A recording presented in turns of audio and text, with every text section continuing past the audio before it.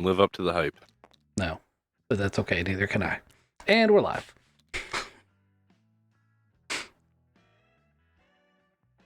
Something Dark unicorns. Some what? What? Didn't you just a few minutes ago threaten to kill the whole party? I figured something dark side was probably pretty appropriate. Yeah, definitely something dark side.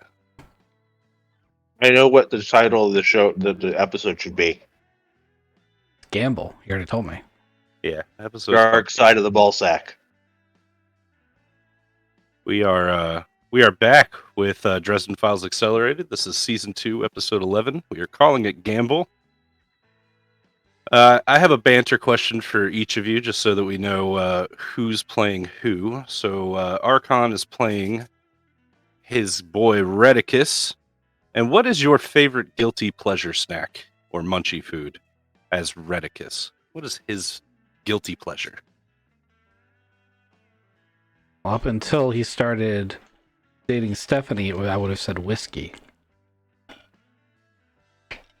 It's a good munchy food. It's I take it Redicus. whatever. Yeah, yeah, I mean- right. I get it. Makes perfect sense. Now you're drinking less. You're being more healthy. It totally makes sense. Yeah. So I guess he's going to have switched to soda because that's totally healthier for you. What's Thomas's guilty pleasure snack? Thomas has been exploring a little more of the Eastern cultures, and he likes the crunchy wasabi peas. Ooh, yes. I love some wasabi peas. Yes, because it's totally an actual Asian food. Same way Taco Bell is authentic Mexican. Yeah. Don't tell Thomas that. That's what's actually Malcolm's? That's the best part. Malcolm likes mead. That's again a guilty pleasure snack you like to you ingest. Didn't really need to eat, so yeah. He just kind of drinks mead all the time. Right. I mean, my backup guilty pleasure snack was being naked, which seemed less appropriate. Yeah, we're Yeah, glad, we're glad you learned to put pants on.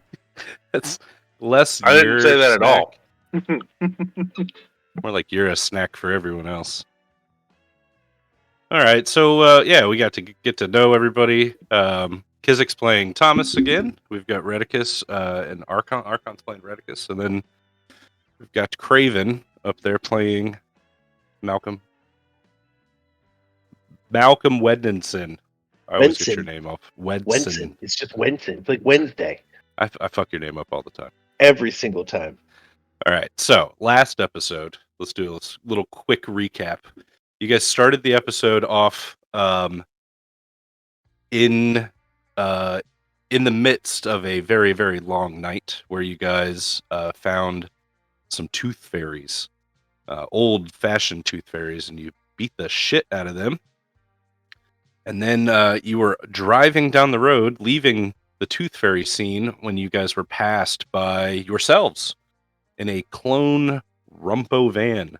And you gave chase to that series of clones, which you guys figured out pretty quickly that they were the doppelganger group from Dream World that has been kind of haunting you guys for a couple episodes now. And they have... Well, you guys chased them through the city. Rumpo Van v. Rumpo Van, and actually had the twins of the White Court Vampires, Lady Zods' boys, join in on motorcycle, and you quickly took down and dispatched those doppelgangers. Then you guys put together a really cool ritual to summon the big bad guy to Lady Zaza's Elysium apartment, like her penthouse above the casino, and using a medallion that you found in the crime scene. Oh, you know what? I'm sorry. We forgot. You guys went to hell. I was going to say, I was pretty sure last session we went to hell and Yeah, That was my favorite picked up part a of that vampire. session. you did that too. That was mid-episode last episode. You went to, you took the southbound train. Well, you followed the southbound train tracks, and you got Lady Zadza off the train going southbound. And you brought her back from the land of the dead. I feel like if we ever do that again, we're just gonna show up at the train. They're gonna be like, wait, just which one do you want? Yeah, don't kill us this time. I've put some thought into that. The train will be a little bit different. Well, they next can't time. die, so it's really just a pain in the ass. It toss them out in the desert. They have to wait for the train to come. Right. It was a little bit different this time. It didn't do any good. They got to walk to the station, nearest station. All right. So after you got Lady Azadza back, she gave you basically a favor. Said anything that you want, I would more than happily give to you. And you guys went through her apartment and you found this medallion, which was obviously it was from Dream because it had some Voynich language on it. So you used that to summon the big bad, and you siphoned fucking power off of him, and it came out of him as like this fluffy sheep, because it's dream magic. That's how it manifested. And then when you guys broke the circle, all of that magic exploded outward and knocked you guys all on your asses. So we're going to start today's episode with a little fade up, and it's you guys waking up separately inside the smoldering remains of the penthouse.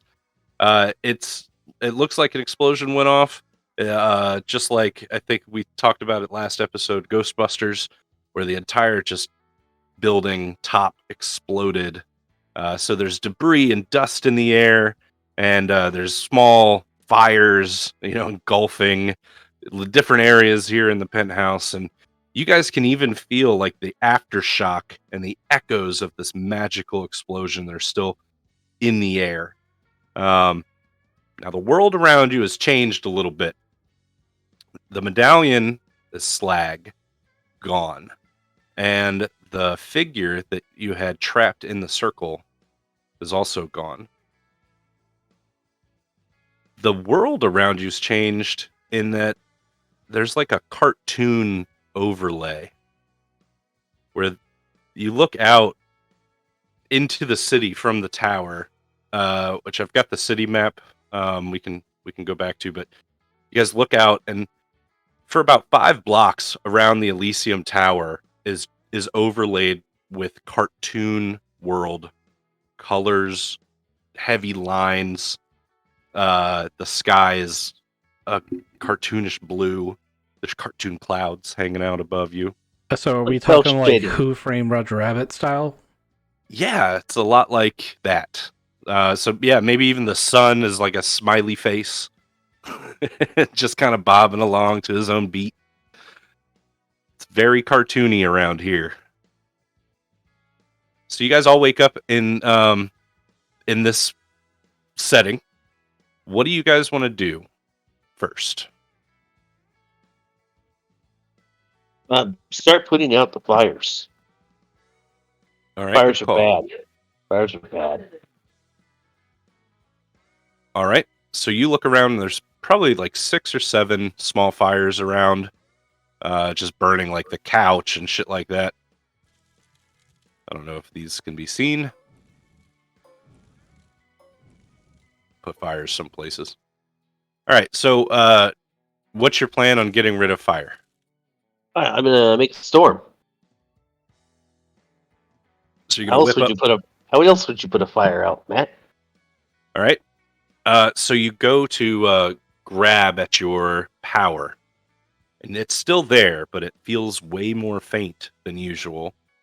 It's like your connection to Asgard and Odin is muted. It immediately makes you feel like you're not in the same universe anymore.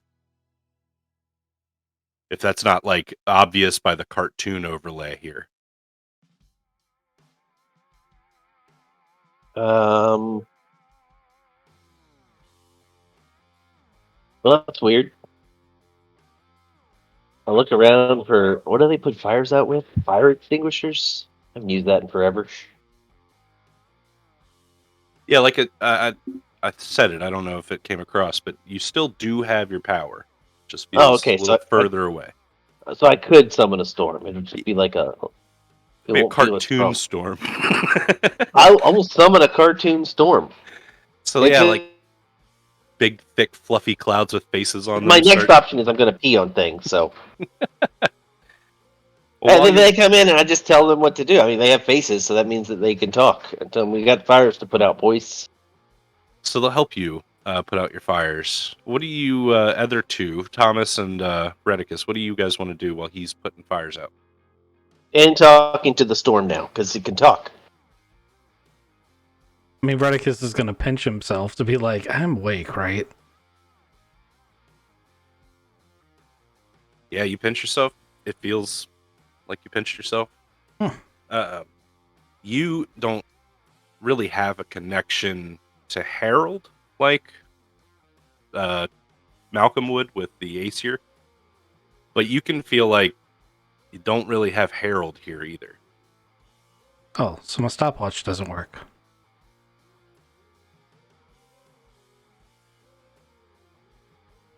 I don't think that Redicus would have thought to check that. He's fascinated by the cartoon, though.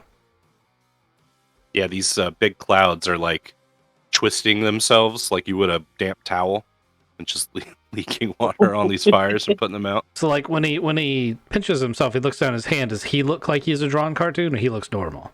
Yep, you guys all look normal, and even like the penthouse itself looks pretty normal. It's the outside world directly beneath you and around you that looks very cartoonish.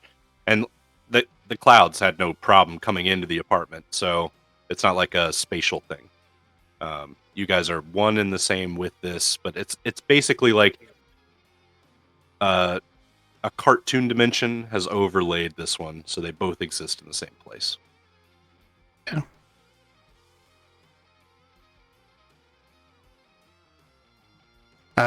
I watch Malcolm put out the fire. I'm still just stunned and fascinated.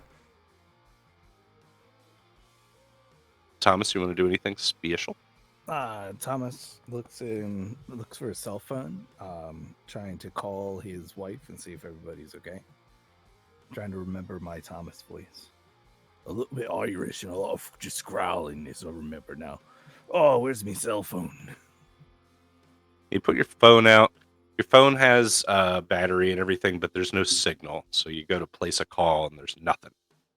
Now's a good time to tell you that there's no power in this apartment. Obviously, the explosion would have knocked power out, but there's no like jumping sparks or anything like that either. If you guys would notice, there's no power. This is now when I'm telling you. So it's not a surprise later. Is Mithril still there? Yeah, you feel your connection to a Mithril. He's here. He's with you in the armor.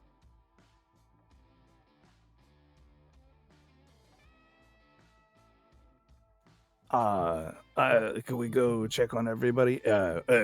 Once you put the fire out and everything, I forget. Thomas might not have an accent. It might come back. Hey guys, can we go check on the people we care about? Seems No? like a good All right. idea. Redicus is just going to start walking towards the exit. Same. Yeah, I'll follow you. It's a solid strategy. Could be important. You I walk mean- past. Job's done. Should go check on him anyway. Oh, is Katie okay? Yeah, you walk past Katie, and she's been just kind of standing in one spot this whole time. As you get closer, you notice that she's got grains of sand leaking out of tear ducts on her, eyes. She's crying this very fine sand color. Does she seem like she's aware of us? No. I do the snappy fingers in front of her face. That doesn't seem to work. I'm gonna command her to wake up. That doesn't seem to work either. Nope, she's dead. She's still breathing. She's sitting up. It looks like she's sleepwalking. Hey, just a thought. Maybe there's nothing wrong with her and there's something wrong with us. I touch her. And she's there. She feels solid, a little clammy maybe. Yeah, if you touch her face, you can touch the sand that's coming out of her tear ducts, and as you pull it away from her, it becomes that white dream sand that you guys keep running into.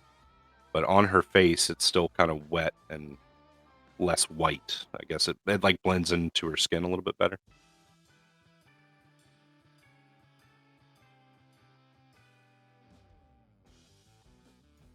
You wanna grab her arms? I'll grab her legs. We'll carry her back to the office.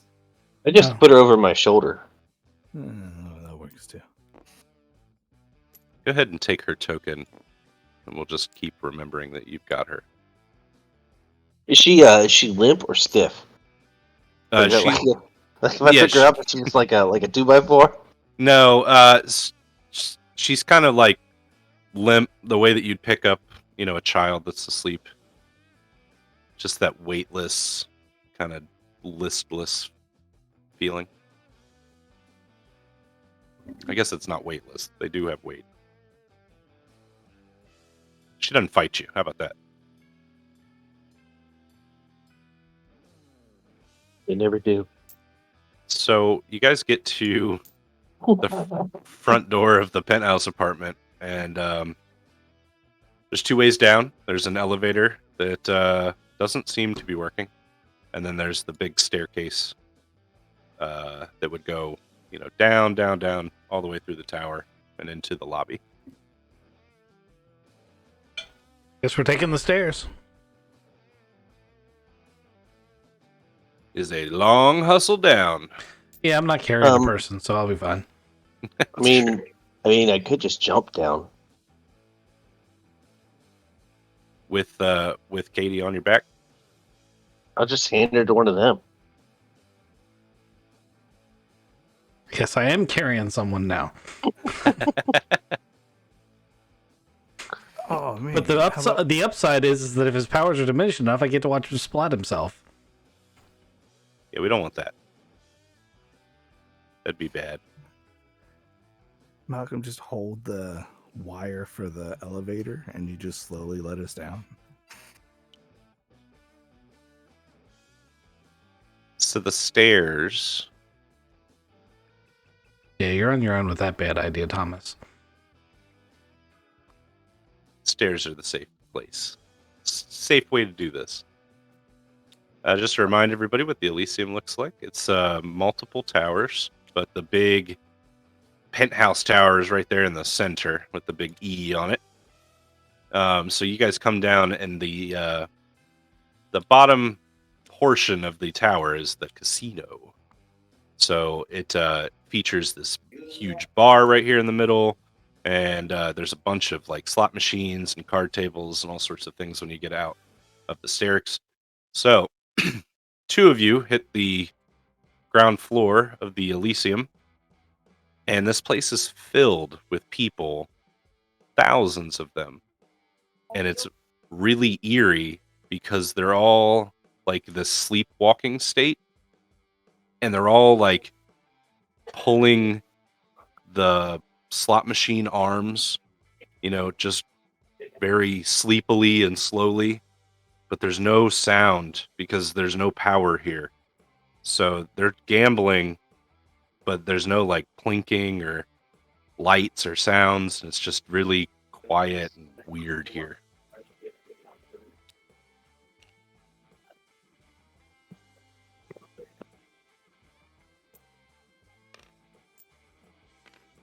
Well, let's not wake anyone up as we walk through here.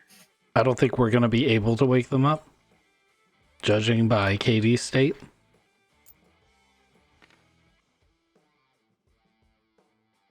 You said two of us hit the bottom of the stairs. Where's the third one?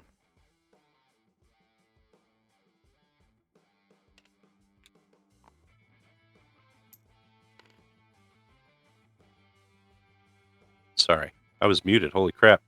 Malcolm, did you jump? No, I stayed with them. Okay, They get into trouble without me.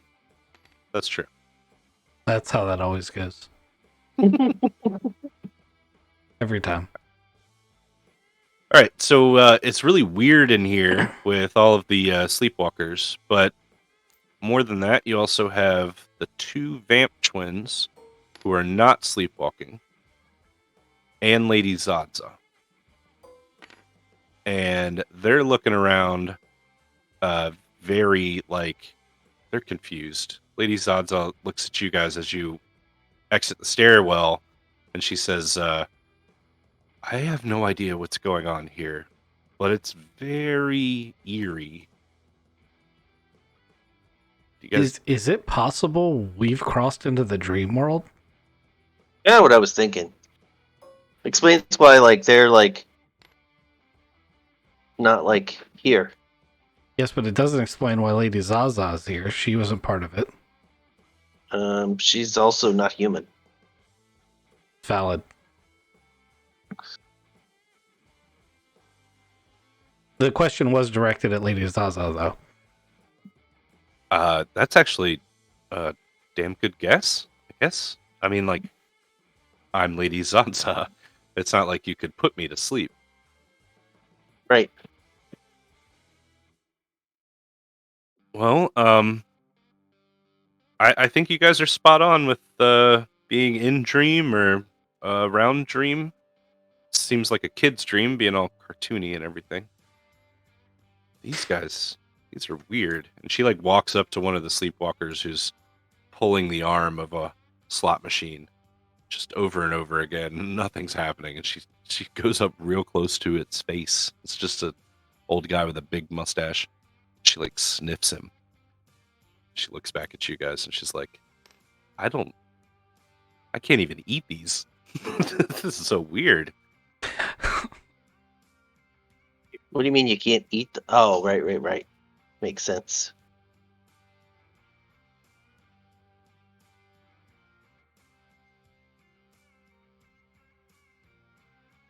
All right, so which one of you is carrying Katie? It's probably going to be Malcolm, right? Yep. Because he stayed in the stairwell. Yeah, I was only gonna take her if he was gonna jump. So there's a massive explosion as the front glass, like what is that, a rotunda or something like that, just explodes, and the sounds of combat erupt, and it's kind of reminding you guys of the time where the Diablos did this exact fucking move, and you guys had to fend them off, here in the Elysium. It's bringing back a lot of deja vu, kind of like dreams almost. Guns are out. Ooh.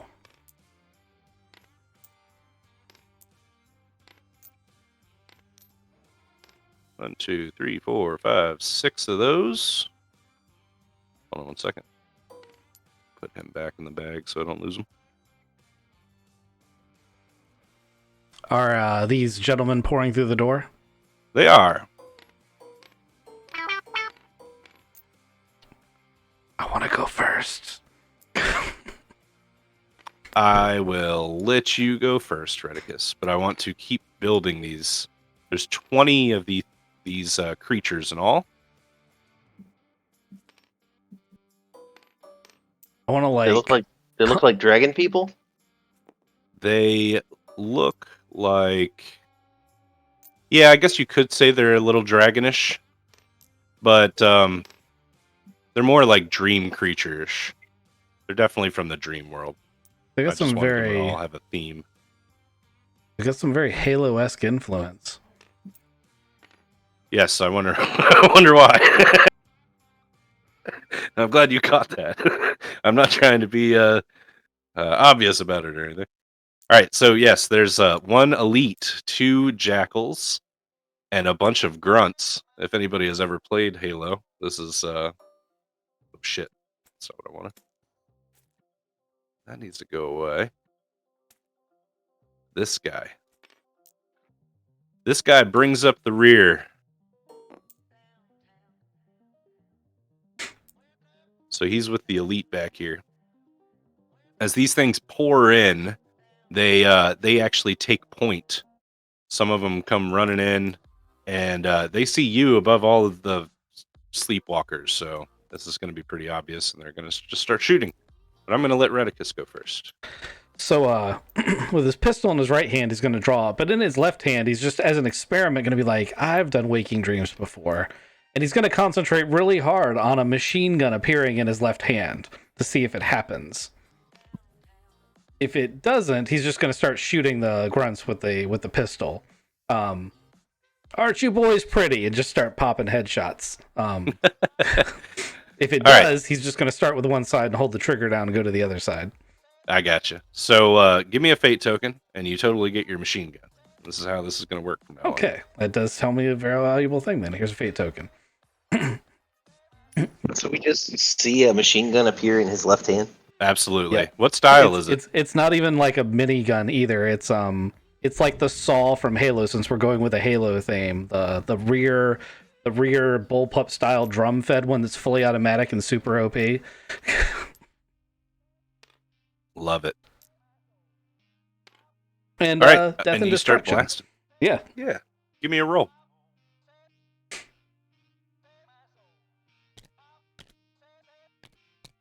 I get all my normal bonuses since it's a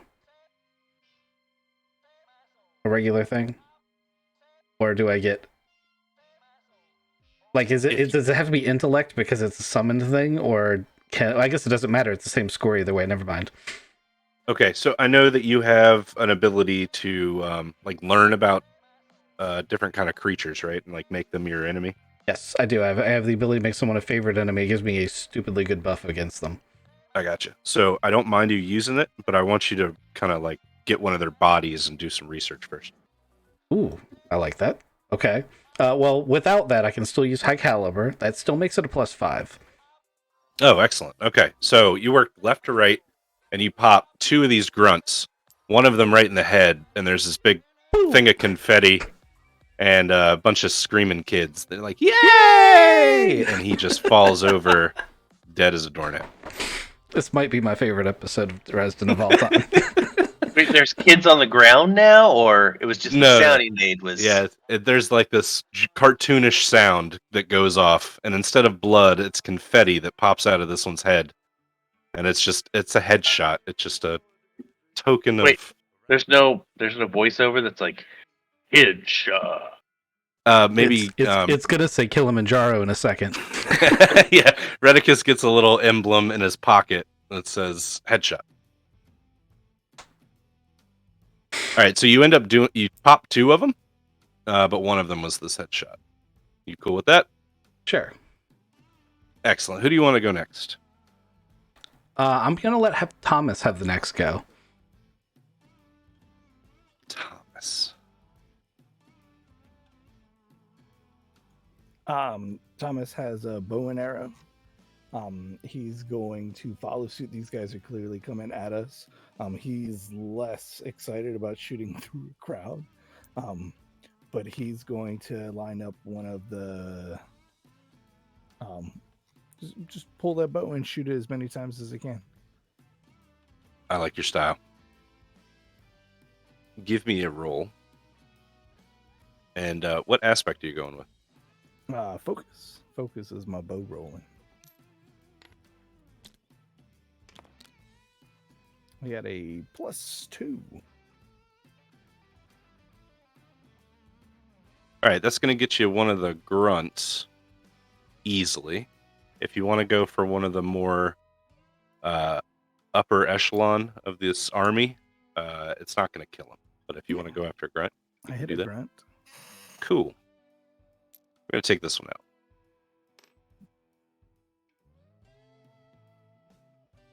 All right, so yeah, as you hit this thing, it it looks surprised for a minute that this arrow just kind of spouted out of its chest, and it kind of grabs the shaft, and it looks up at you and looks back down at the arrow, and then falls over. Just shocked look on his face, like he wasn't ready to die. He didn't think it was going to happen. He thought this was going to be easy. Who do you want to go next? Malcolm. So you guys just pulled weapons out of nowhere? I think he already had the bow for real.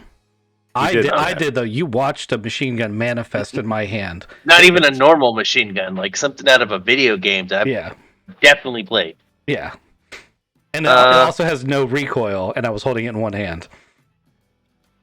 All right.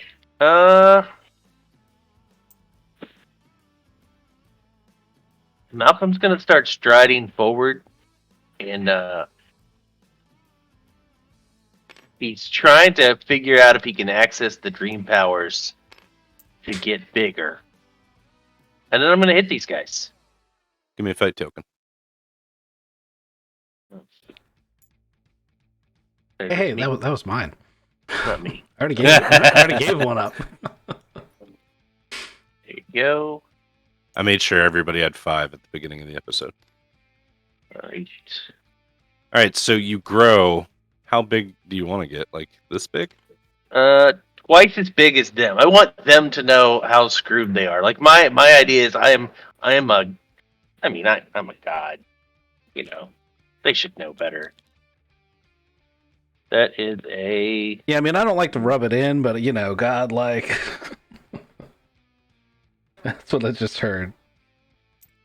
11. Cool. That's an 11. All right, are you going after grunts or are you going after something bigger? I was thinking like a bowling ball. All right, so you want to take out as many as you can, right? Yes. Like a bowling ball, like parting the Red Sea. I'm going to give you 4 of them. 4 grunts at 3 each. So You ever watched, you ever played Halo? Or not Halo, Fortnite? yes, I have. You know when you drive through a crowd of people and they just bounce in every direction? Right. That's what I see. So, Okay, wait, just for the record, you're going through them and not us, because with Fortnite, you whether or not they're on your side or That not, is correct. I didn't start driving the vehicle until I passed you guys. So with one mighty swing, Malcolm slams his hammer into 4 of these grunts who just get ejected backwards, and straight physics takes effect. They go back through the massive hole that they made in the rotunda as they entered, and poof, they're gone. That takes care of kill. multi-kill. You get a little thing in your pocket. All right, so next up is my army, and I think this grunt and this jackal. This jackal, he pulls out like a sniper rifle, and it's definitely some sort of long cannoned gun with a scope on it, and takes aim at Malcolm. And the jackal is going to fire.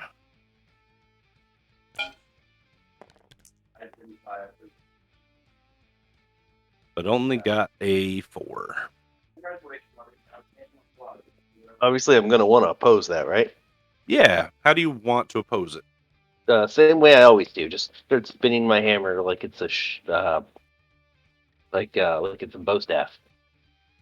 Of course, Okay. it's now so big, it's like hitting someone with a steel eye beam. Right. That is a 1 less, 10, 2 less. It's 8. All right. So you stop this this bolt of energy. It looks nasty and purple as it just launches out of his gun. You block it and just send it into the ground. But where it hits into the ground, instead of like a normal ass crater or like a bullet hole, it's a smudge of liquid. You don't want to get hit by this shit. All right, yeah, I'm gonna tell him he's next. All right. Well, he goes, I want my elite to go next. So the elite comes charging in. This guy's got a shimmering shield around him. It's like some technological mumbo jumbo that's giving him exo shield. But he charges in at you, no fear, even though he's smaller. As he approaches you, he's going to try to jump and pull out like this sword. He's going to take a slash at you, and he gets an 8. So you want me to roll again or use my previous 8? If you want to oppose this separately, I think you're gonna have to roll separately. It's just gonna be a lot of opposition here.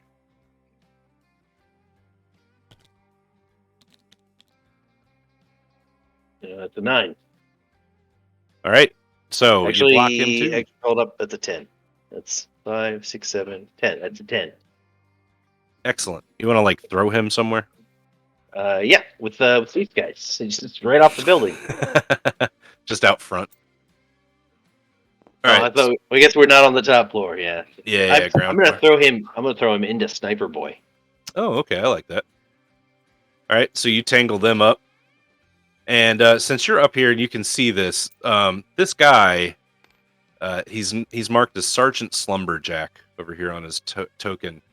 He looks like some weird cross between human and like night moth. He's got like these moth antennas that come out of his head, and he just looks like he's part of the dream world. And he's in a military outfit, and straight up, he's looking around at you guys, especially you, Malcolm. That's huge. And he doesn't look afraid. He looks like he's thinking very, very deeply.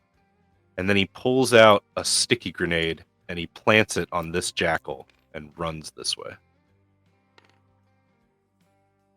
And I just need to see one thing first. Roll your dice here, Malcolm.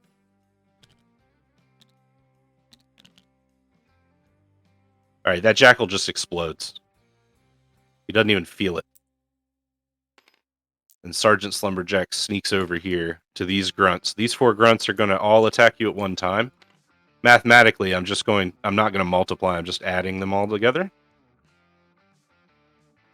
And then I'm going to roll them as a group.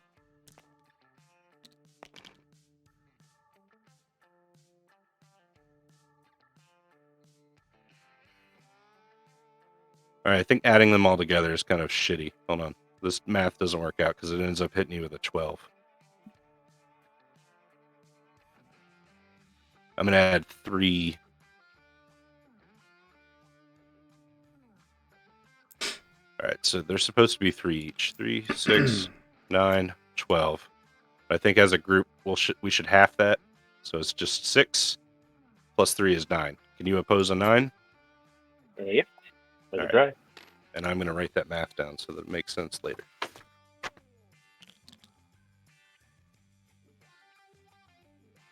I'm gonna use my super strength. That is a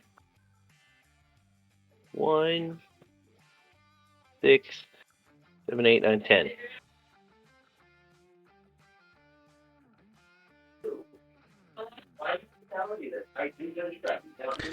What you could do, Matt, I don't know if this works for your system, is you could add them all together, divide by the number of minions, and then have it hit for the average that many times. And then you'd only have to do the one roll. Yeah, so I've got, in a Taxes group, we add all the DMs together, divide by the number of the group, and then add the dice roll. Or subtract the dice roll, depending on what the dice roll is. This one ended up being 9, so he overcame it anyway. So they basically dogpile on top of you, Malcolm, and you're able to like swat them off. You're just so big; they were not expecting this at all. They're like children that have latched onto your feet. Right? You're just sliding your feet forward. They're just grabbed on. Okay, so my vampires, they're gonna basically protect some sleepwalkers over here. They're just gonna put themselves between the grunts and the sleepwalkers, and effectively, fuck it, they kill a grunt. They're pretty badass. They'd be able to kill a grunt. The Lumberjack killed one of the grunts? He did. Well, no, he killed a jackal, actually, one of the snipers. He looked at you, he decided, yeah, this is the time. And he plants a fucking grenade on one of the jackals. So he's not our enemy. That was what he was trying to tell us? You could assume that, yes. There's no intelligence roll needed. I'm going to assume that until he gives me evidence to believe otherwise. Yeah, because I wasn't about to smoosh him. Does that make it top of the round? Yes, it does. Who wants to go first? You there? I am. I went first last time, so I was giving the other guys a chance to jump in if they wanted to. But if nobody wants to, I will go. Hit it. Okay, so Malcolm's twice as big as these guys, right? And he's probably roughly in the stance he's standing in right there, right? Yeah. Yeah. So I'm gonna walk this way, and I'm gonna hose these two guys down, shooting between Malcolm's legs. Oh, I like it. Sorry, which two? Just pick them again. The two that Those are two. because he threw the jackal and the elite Yep. together. He threw the elite on top of the jackal. So you can, GM prerogative. If you wanted to just hit one, I'll just give you the roll. So that's going to be a 6. All right, so with a 6, you can either kill the jackal outright or do a bunch of damage to the elite. So the way he threw him, did the elite land on top? We can, say any way you want it to go. Okay. If the elite landed on top, the elite shields are now out, and I did a ton of damage to him. Ah, nice. Okay, cool. That was 6 total. Yep. And I'll let Malcolm go next. Swing. He might want to kick the people off his feetsies. You don't know. But I have a feeling that's not what he's going to do.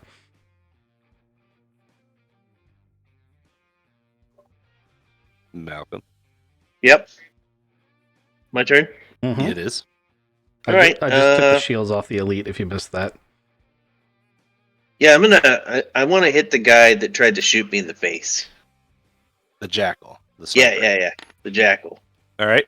He's kind of tangled up in the elite right now. The elite is laying on top of him without shields. Can I push the elite through him?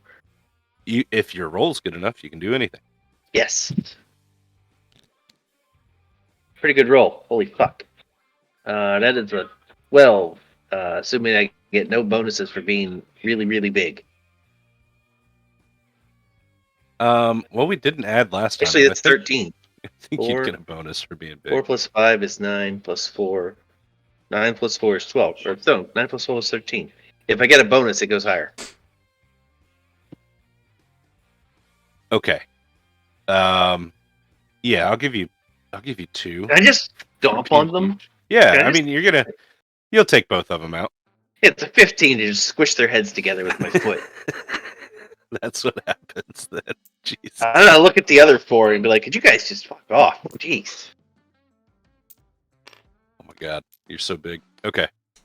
So yeah, you kill the elite that's shieldless and the jackal. You just kind of step on They told the me it was elite's next. chest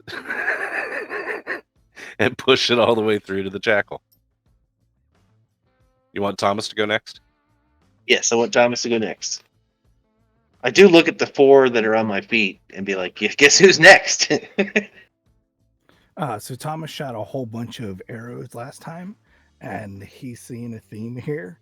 And he looks down in his hand, and now he has a purple alien gun with a whole bunch of needles in it. And he's going to shoot his needler into the grunt group. Fuck yeah, let's do it.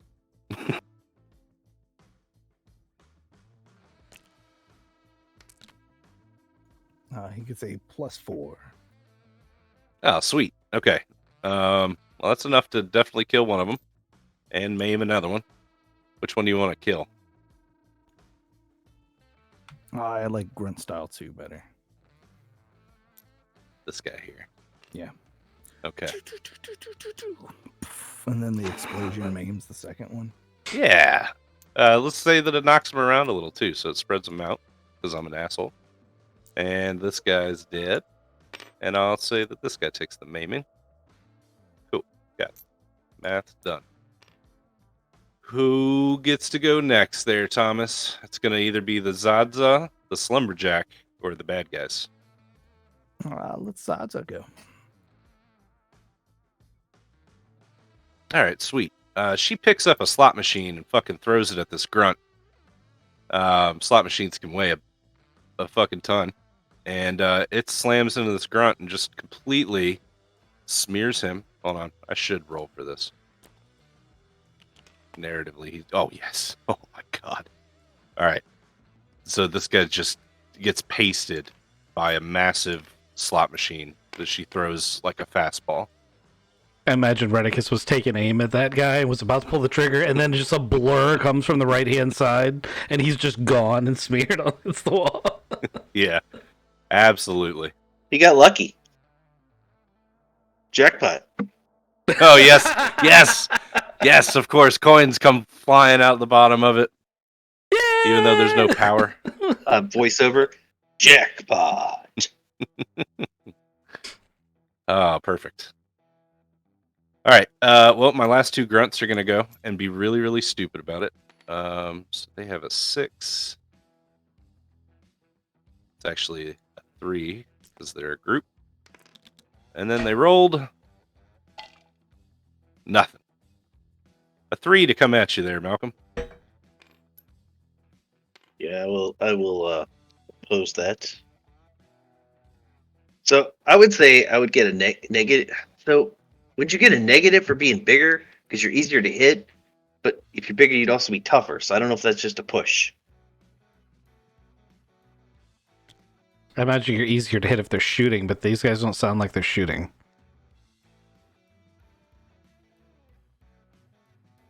Yeah, they probably should have taken a 5-foot step and started shooting. But they're grunts. They're panicking. I got a 6. They're panicking and they didn't pull out 2 little blue balls and go, ah! Oh, yeah, that's... Oh, man. All right, yeah, you oppose that next time. Next time. Damn it. There's no next time. Oh, I too much effort has been put into the art. We're going to see more of these guys. It's meta as shit. I'm sorry. Oh, no, it's fine. I was like, how can I start this war? I'm ready to use these tokens.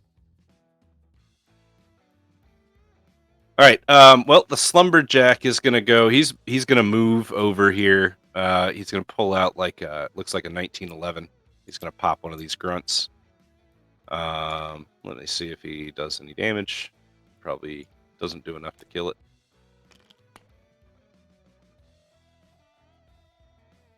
He does just enough. I think that was the one that got maimed. No. This one was the one that got maimed. All right. So anyway, yeah, he pulls out his 1911. He starts shooting at the grunts. He's like clearly shooting at the grunts. Just want to put that out there. Malcolm, it's your turn. Did Thomas go? I thought I just went. You did an opposition, but now it's top of the round again because that was my. Oh, right. It's my turn to go first. All right, there's 2 guys left. There's 2 guys for now. Malcolm says 4. Like this. That is a 1, 6, 7, 8. That's an 8. Excellent. Which direction do they fly? Just straight out through a wall if possible. Oh, excellent. Because that's just funny. And because it's cartoon overlaid, they're like perfect grunt silhouettes in the wall. Yeah, that's even better. But perfect grunt, but like random positions. Right. Yeah. One's like a Egyptian, hand up, arm up, down, whatever. Anyway, so combat over. You shrink back down, or do you want to stay big? You did spend a fate point. All right, you're big then. Everybody continues having their weapons and stuff. All right. Well, Sergeant Slumberjack comes walking out, and he says, "Oh boy, oh man, you guys are the real fucking deal, aren't you? You really pissed him off. Oh boy. All right, I can see opportunities coming, and I just want to extend a laurel and be on the right side of this because he has no idea what's about to fucking hit him. Oh boy." He holds his hand out to shake Malcolm's hand. He says, "Yeah, I'm Slumberjack. I was a sergeant, but I don't think I'm going to be a sergeant anymore." Holy fuck, you're big. I put one of my fingers in his hand and I just wiggle it. Nice to meet you. Oh, I've heard a lot about you. You're definitely bigger in real life. He comes over to Victor. He holds his hand out. Yeah, I'm a slumberjack, and man, I just like to extend my services, man. I know how this is gonna go. I want to be on the right side of this. So Victor shakes his hand. He's like, "Could you elaborate what this is?" As he's evaluating this grunt, he's getting a good feel for what he is.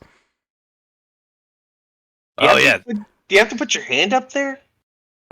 Got to know. there's a body cavity. Hmm. That's what she's trying to find out. It turns out it's double chambered. It's got a bunch of confetti in it. It squeezes in here. Yeah. Yeah. Oh, it's just air escaping. Look, you can do it to any of them. Yay! So good. Oh man.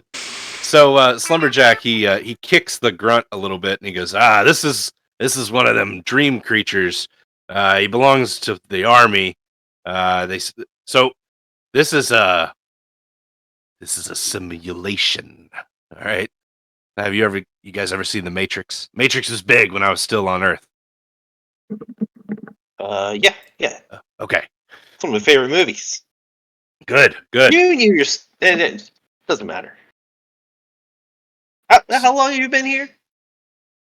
I've been in Dream for a while. I haven't been part of the Earth for 10, 16, somewhere around in there years.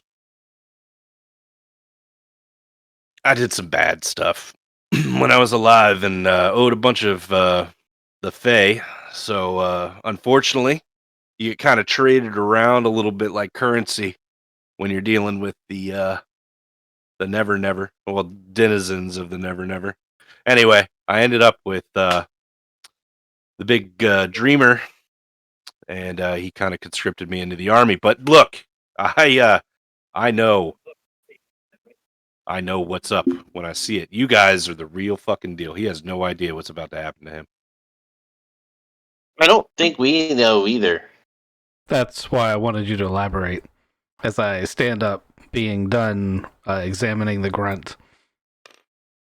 Oh yeah, sorry. So dream creature, and he like points down at the grunt.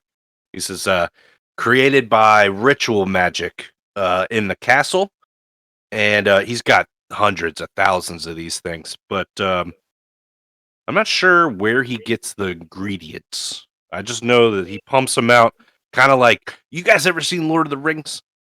It's kind of like that wizard does with his orcs. He just kind of mushes them together and makes them. Not Lord of the Rings fans? No? I think I've seen it. As more Redicus flicks a dirty glove off. Avengers fan. No, we couldn't have told. I mean, I'll watch some Batman, but it's just not realistic, you know. Some rich guy beats everybody up because he thinks hard. Huh. I hadn't thought about that.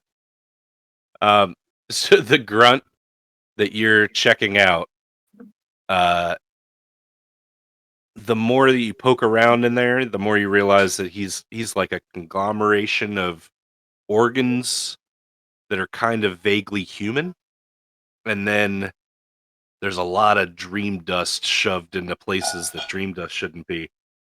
So that's what that confetti's made out of. Yeah, it's definitely something connecting him to Dream World. These are dream creatures. So yeah, you can figure out that what would kill a human would probably kill these things. It does have some armor, but it looks like lead will go right through that. Maybe Malcolm will have a better idea what makes him tick, but pretty sure the bullets kill him. That's what I need to know. Bullets, hammers, feet. I look over at the ones that have a footprint going through one face and then through another. Oh yeah, that one had a shield of some kind. You only stomped on its head. Maybe I'll have a look at that.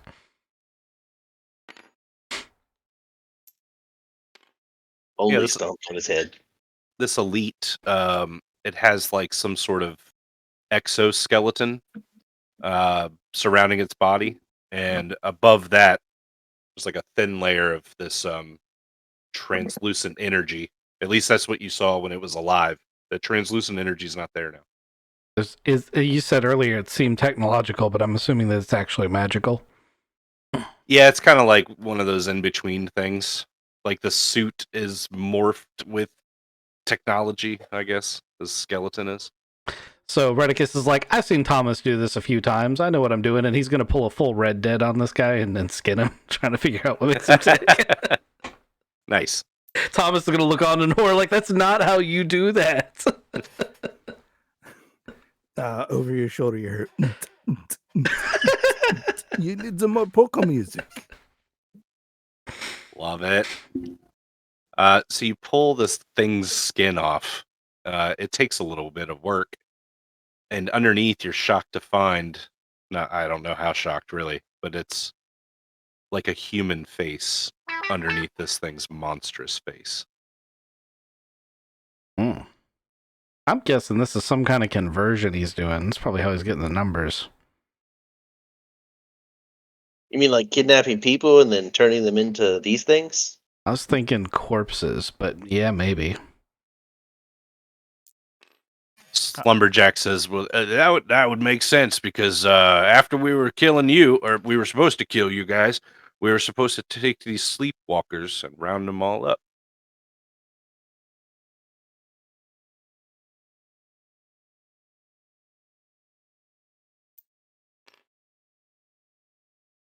Thomas, did you want to say something?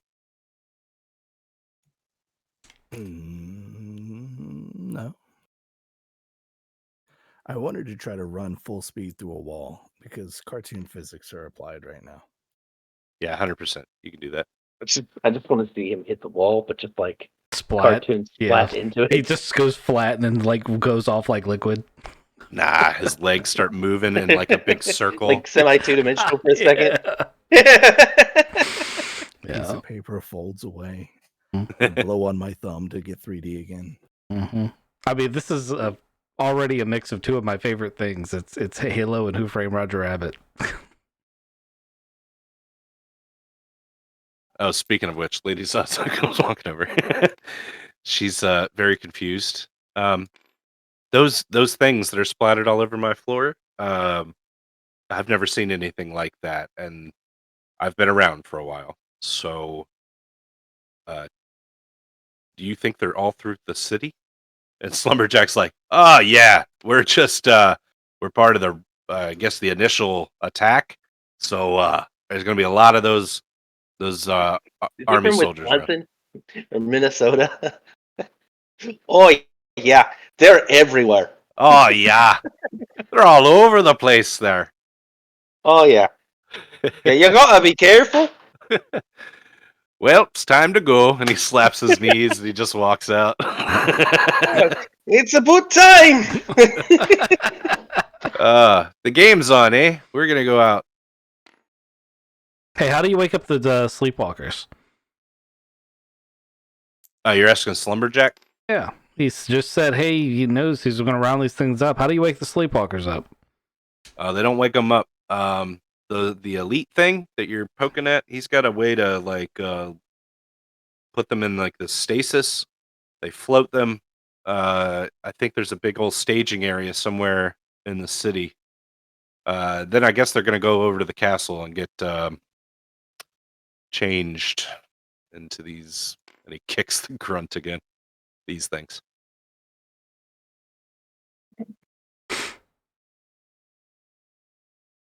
All right, well, where's this castle at? I would imagine it's somewhere near the end. Oh, is this gonna be like? Oh, your princess is in a different castle, Mario. Wait, are we looking for a princess? What are you looking for? To be honest, no idea. We just woke up here. I'm looking for my family. Yeah, I feel like we don't want to find your family here, we man. are, in fact, looking for a princess. Yeah, but we don't want to find them here. like that'd be bad, right? Yeah. Yeah. Super important magical daughter. Yeah. If we don't look for him, we definitely won't find him here, which is good, right? I suppose that's one way to look at it. That's logic.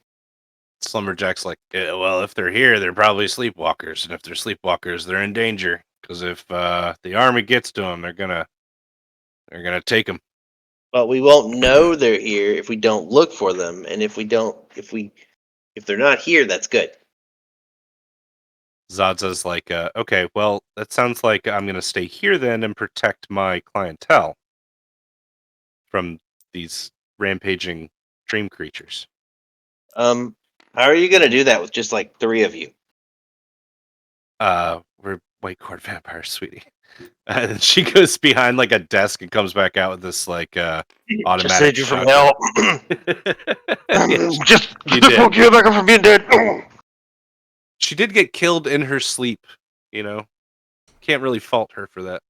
You just got killed in your sleep. Something in my throat. I don't think you're being very nice. I'm good with this plan. I'm gonna cover for Malcolm. We may need a fallback position. This is a good one as any. I guess that makes sense. Hey, Slumberjack, what transport these guys come in on? I bet they don't need it anymore. That's a good question. There really isn't a transport. We all kind of just appear here.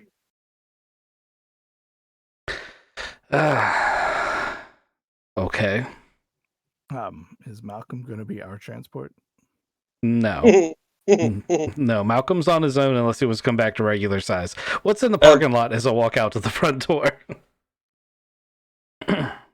If you give me a freight token, whatever you want is in the parking lot. I have a feeling I'm going to need some of those, and I've already burned one. I whistle up a giant goat. Can I call for Razzo? Razzo! Oh, Razzo's totally here.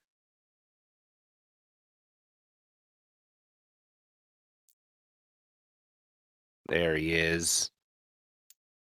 Razzo, the lion angler turtle.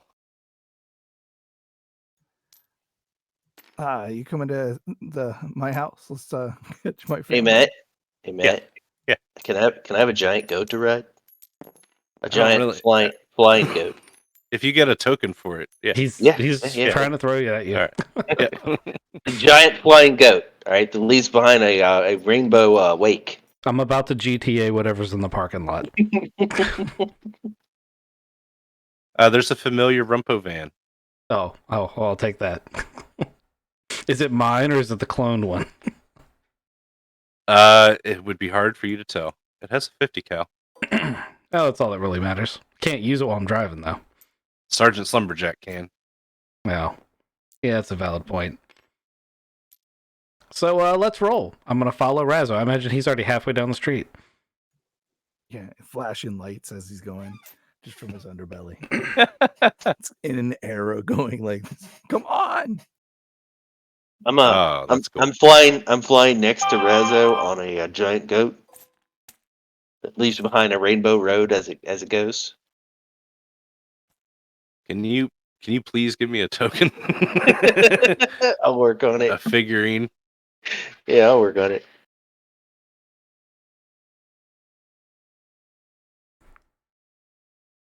All right, so you guys leave the Elysium, and it's like a cartoonish theme overlaying the city here.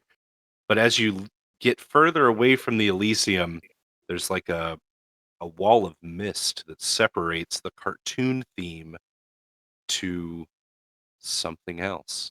And as you transfer through this mist layer, headed down the street towards Thomas's very nice house. The theme changes, and hold on one second. I got to figure out what I not figure out, but I have the theme. Where is it?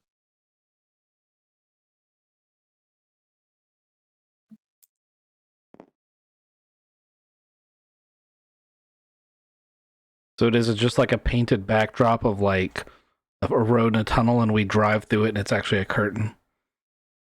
Yeah, there you go. On the cartoon side, it is. You guys come through the other side of this, like, I'm basically picturing all of these different themes as like a bubble, right? So you've got to escape one bubble to get into another. So you're going through the curtain or the wall or the, I don't know, tensioned surface. That's just weird. But you break into the next one, and the cartoon changes quickly to war. You're in what can only be described as like a World War II themed dream. You're on the city streets. They can they seem normal underneath, but there's craters and body parts all over the road.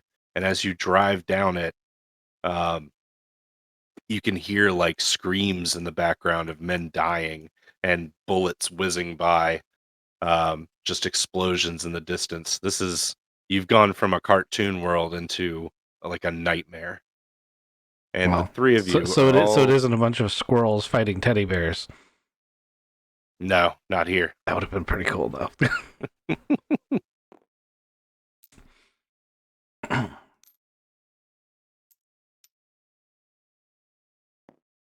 right, so we've got Sergeant Slumberjack riding 50 cal. Victor's in the rumpo. We've got Razzo on the, or I'm sorry, Thomas on Razzo, the lion angler turtle, and he's up front. And you guys have broken into this new theme, the new dream theme.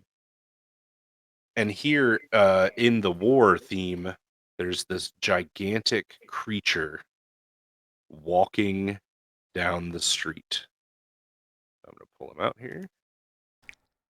You say gigantic. How gigantic? Bigger than you, man.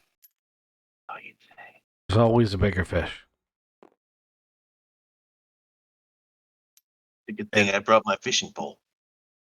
as this thing walks, it leaves behind puddles. Its footprints like melt the ground underneath it. And it walks through this war zone. Well, really, it's the city overlaid with the war zone, and now his footprints are walking through it. He's ripped apart this street. Thomas, you're going to have to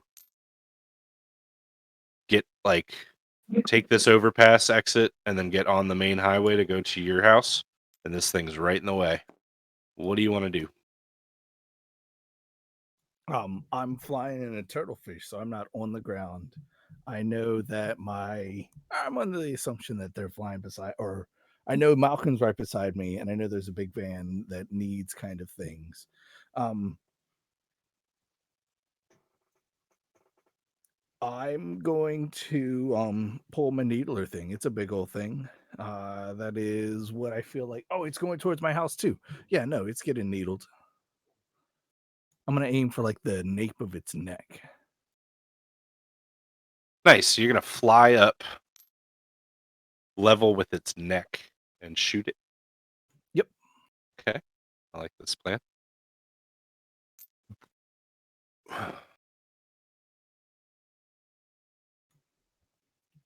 I'm gonna tap a mithril and say, "Grant me your focus."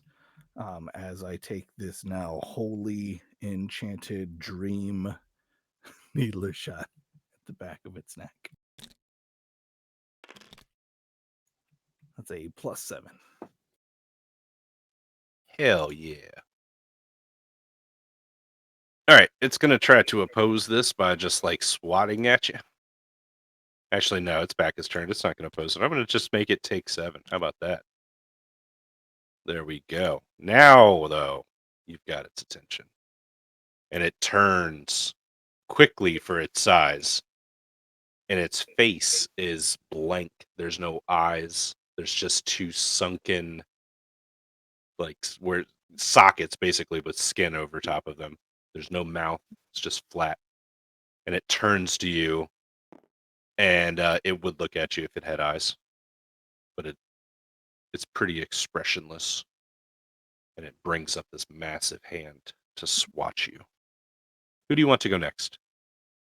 Malcolm. I'm making my goat, damn it. So this Make is him a big goat thing. downtown. Yeah. I'd like to ride my goat into his knee and possibly through it if I can. Ooh, I like that. Yeah, I'm gonna kneecap him with a goat. Give me a roll. Goat roll. We're gonna gain some speed and hit him full force. It's not a great roll. That is it's a 7 without any bonuses.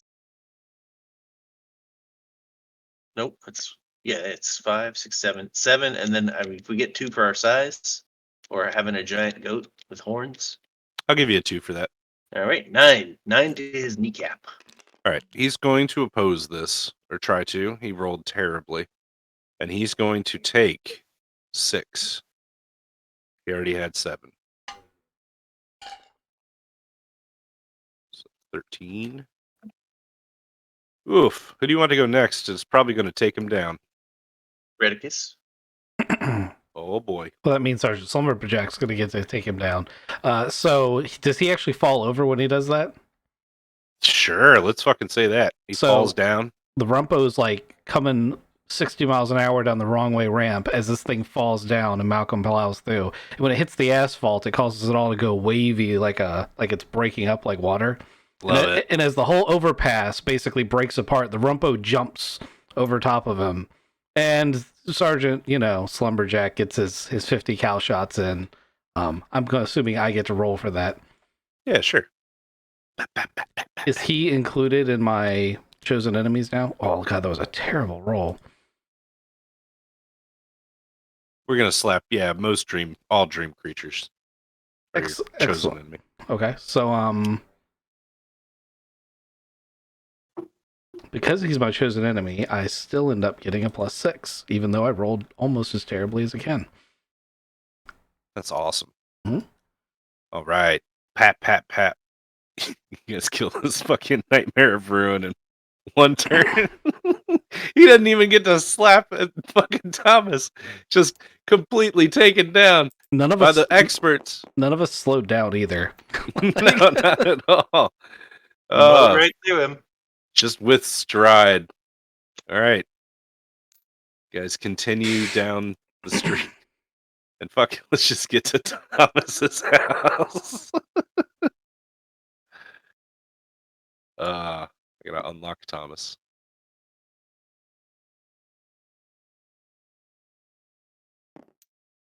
There we go. Thomas, can you describe your house for the listeners as I pull it over here? It's got a nice white picket fence in the front. It has the small crepe myrtle tree is coming back to life. It's been It's Dream, it's back. Yeah.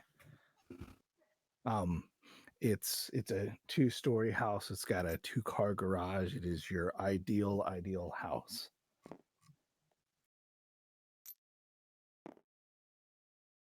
And when you pull up, you see that someone's been here. These grunts have been here. They tried to get in to the house with explosives, but you've had wards put on your house, and it has protected your home. Now, you don't know what's going on inside, but you can tell that an attack has been put on your house, and it didn't go the way that these grunts thought, because there's bodies in the front yard. Crepe myrtle was just coming back to life. I notice as I'm sprinting straight to the front door. It looks like it's still going strong. No harm to the crepe myrtle. Are there any of them straggling or left? What kind of vehicles are around outside? So, Thomas's wife's car is in the... Where would it be? In the garage? Obviously, yes. Okay. So there's no other vehicles around the house that you guys can see. And these grunts, just like before at the casino, They look like they've appeared out of nowhere. Slumberjack's like, "Yep, that's pretty much the MO. We just kind of appear wherever we're told to go." So they just disappear with them. So they must be able to teleport the victims back. Oh, you mean like sleepwalkers? Are there sleepwalkers around? Well, if they don't have transport, they must be able to teleport the sleepwalkers to wherever they're taking them. Oh, good assumption. I'm just putting all the things together, and there's no survivors from this failed attempt. Like there's no grunts milling around going, "Oh God, what just happened?" Do you want there to be? We can have like a grunt that's been half blown apart, and he's like still alive in the yard. As you guys come up, his shallow breathing is spurting liquid ichor all over the ground. Yeah, I mean, as Thomas runs by, if he's in condition to talk, I want to interrogate him. Yeah, but he's just spouting confetti. There's no ichor. Right. Yeah. That's just yeah. That's the only sound he can make. He's like, "Kill me, please." So yeah, you want to go ahead and interrogate him, but when you grab him, he's like, "I'm dying."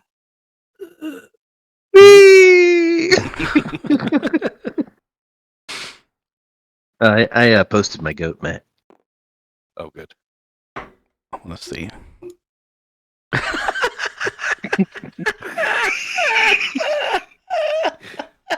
Oh, You gotta go ahead and just import that now. all right. I'm going to, but I want to make this a point. When you guys get back to the real world, you have to make this thing come with you. Oh yeah. The motorcycle's dead. I now have a goat. His name is Nasher. Um, And he does, so he can fly, but he literally just runs everywhere, right? Like he runs when he flies, and he just leaves behind that trail, and it stays behind him for a while. Not forever, just a while. Oh man, perfect. It may smell funny. I haven't decided yet. It tastes like Skittles, though. Tastes like Skittles, smells like goat. Like goat cheese. Oh my god. I tried to explain this game to somebody. It didn't go very well because it kept having things like this in it well, in my description. you should have been like, there's a whole stream they could have gone back and watched. I've been showing it to them. They have no idea what's going on. All right. So you can interrogate this grunt, but Thomas, I want this like dramatic scene as you walk up to the door while Redicus is interrogating this grunt. Do you want to do his scene first or mine? Well, It doesn't matter to me. yeah. Thomas, you walk up to the door, and the door has burn marks on it, but your house is fine. And you have the key, but it's locked. The doorknob is locked. I knock on the door. Rachel, are you okay? Rebecca, are you guys in there? I look through the windows. The power's off to the house, and you don't see anything at first, but right in the kitchen, like as you look through a window, you can see into the kitchen a little bit, and somebody walks by briefly. Looked like maybe your wife's silhouette, but nobody comes to the door. I go, Mithril, give me your strength, and I try to go through the window. He did just say you had a key. Oh, I tried the key. Did I, or Oh yeah, I tried the key first. Did absolutely. the key unlock the door? Yes. You let yourself into your house. There's an assumption right there. God. Sorry, I try to explain things. I guess I need to do it better. The door's locked. You have a key. I go through the window with superpower strength. That wasn't you. That was a Kizikism. Yeah. Told me I had a key, and he told me I tried the handle and it was locked. Oh, my bad. Okay, not- I can it's see not where how it it could be went. confusing. Not how it went. I love you, Kizik. All right, you let yourself into your house, and while you walk in, actually, you walk through the foyer and over to the kitchen where you saw maybe it was your wife that walked by, And you round the corner and look into the kitchen, and you see her standing with her back to you, but she's standing very still. Then she starts to turn around slowly, and her eyes are closed, and she has sand coming out of her tear ducts. But she's moving. She turns around, and then she walks forward and sits down at your island table in the kitchen. Are you okay? What's going on? Where's Rebecca? She doesn't seem to notice you talking to her. She sits there for a little bit, and it looks like she's trying to do a crossword, but it's not there. I run and I close the front door, and then I go upstairs to try to find Rebecca. All right, so you're running up the stairs. We're gonna cut back. You've got this grunt, Redicus. I mean, I just start with one question, just level the gun at his head. He says he's dying, and I'm just like, I just need to know if you were sent here specifically for these people, or you were just sent out to round up any sleepwalkers. I'm with the first. I was sent here.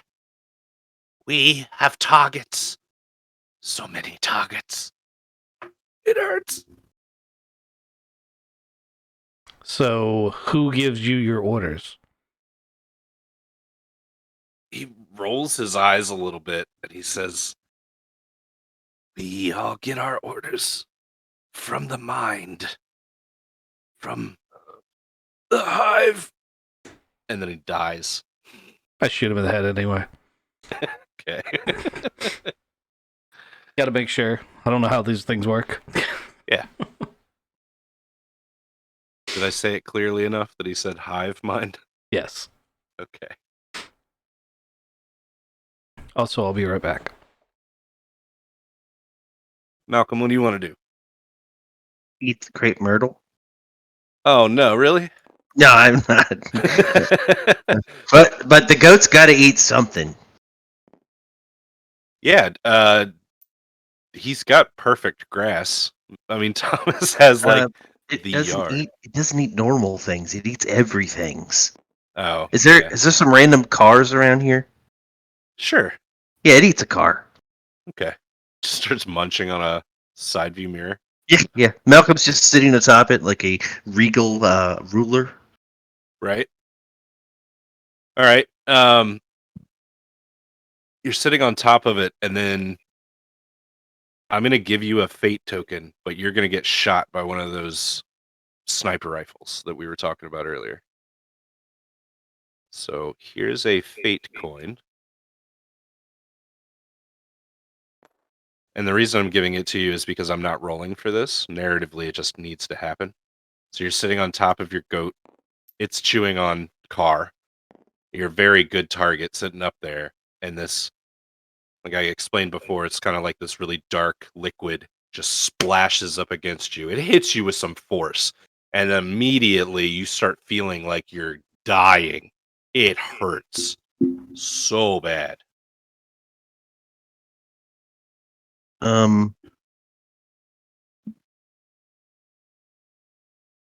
Can I?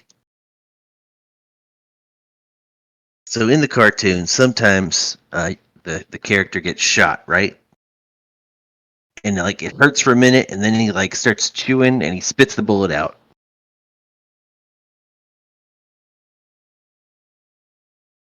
I like that idea. We're in like a war zone theme now, but I like it. And I spit it back at him. I just want to make eye contact. Spit it back at him. So it's not really a bullet. It's like this liquid that hits you. And Yeah, like chewing tobacco. burns. Oh, I get you. I see what you're trying to do here. It's a lot. I was trying to figure the most ridiculous response out. I think I did. Yeah, no, that's definitely definitely up there. Do you have like a ranged weapon though? You could throw your hammer, right? I was gonna spit the bullet at him. It's not really a bullet though, and it's not really like chewing tobacco. It's a loogie. You said it's liquid, right? And it shot me. Yeah, so it's like splashed up onto your skin and burning through your shirt and into your chest. I could just shoot him with lightning if you want. It's I'm, not I'm as better cool, at that. but I mean, if he shot you with a normal bullet, I'd totally be like, yeah, but just want to make sure the narrative's the same. I love where we're at in the campaign where shooting lightning isn't cool. all right. -1. Oh no, yeah. This is 7. To catch you up, Redicus, his goat was eaten on a car. He's sitting up on top of the goat, and then he gets hit by one of those jackal sniper rifles. Lightning for 6. Just point my hammer at him and just. Yeah, it's enough. It actually explodes. Its head, confetti pops out. I know that's normally a grunt thing, but jackal should do it too. And it goes, yay! And then I'm gonna brush this shit off my chest that's burning. Yeah, good call. You go to touch it. It's a little sticky. It's like you'd have to brush off. This is like jelly, like grape jelly, on your like that kind of consistency. You brush this off. You look up at where the jackal was, kind of like cussing at it. You're like, "Fucking shot me, the son of a bitch!" And then you see a couple grunts around the same kind of corner.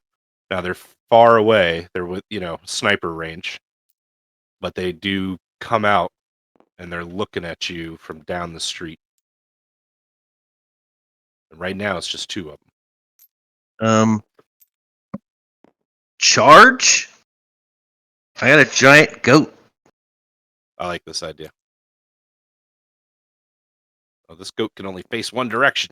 You have to turn yourself so that you're facing the right direction. Then it works. Okay. I just have to think in 3 dimensions.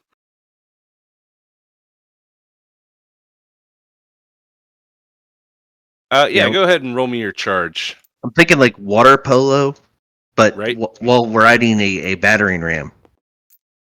Yeah, I get this. Thomas, you make your way upstairs and you find your daughter in the same state as your wife.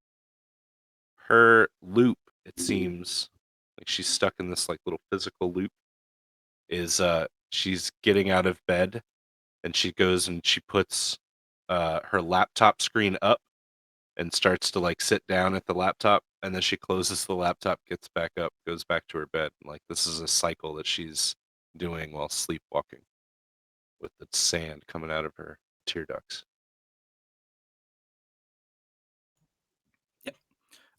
So seeing this and seeing her in that state drives Thomas over the edge, and he starts ripping his armor off of himself. And he's going to put that armor on her and see if that makes anything better. Oh. How do you feel about taking this armor off? Is that like a normal thing you do? This is not a thing I've done in 6+ years. Sleep with it, shower with it. Have sex with it. Yeah. I mean, yeah. He's like, the codpiece has a flap. It's all right. So taking it off, you feel immediately. Okay, so Mithril's talking you through this, and it's like, okay, I understand what you're trying to do. I'm going to help you out. Yeah, get that buckle first, and then, yep, okay, and helps you facilitate this. But then, as you take it off and remove it physically from your body, separate it, Mithril says goodbye. This isn't forever. And you go and you put it on your daughter, and she immediately wakes up. And she blinks a little and looks at you and smiles. And you're reminded of when she was like a baby, waking up and smiling at you, seeing you for the first time in the day. Such a cool smile. And she's like, "Hi. Hi, Dad." Are you okay? "Yeah. What's up? Whoa, I've got your oh. There's somebody talking to me. Hold on. Uh, Whoa. that's a Whoa. that's a Mithril. He'll take care of you. How I Dad, Mom's in trouble. We need to get downstairs. Let's go. So you follow her or she follows you and you guys get back down to the kitchen where your wife is still doing her crossword. There's no there's nothing in front of her. Um, we used to we bought or we when there used to be a like tiara that I heard beautiful music coming from. Did I keep that? Is that in my house? Yes. Yes, it is.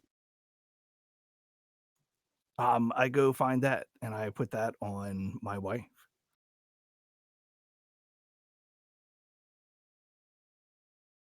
Your She wakes up. This little crown is placed on her head and she wakes up shaking her head and she's like, "How did I fall asleep at the table again?" She's like laughing and she looks up and she sees you and she sees your daughter in the armor and she's like, What's going on?" Some kind of weird dream magic. The house was under attack. You guys were asleep. I've given up my angel to make sure our daughter's okay, and I remembered that there's maybe another angel in that thing, and I think you guys are gonna be safe now. I can hear her singing. It's amazing. This is We're gonna be safe now? Okay. Yeah, everything's gonna be okay. Thomas, you're not gonna be okay. You don't have anything. No protection. You got no, I don't know what to do. I mean, I've been with the Mithril for a while. I I feel okay. Um, I I've been reading this book. It's the Voynich manuscript. It kind of makes me feel comfortable here.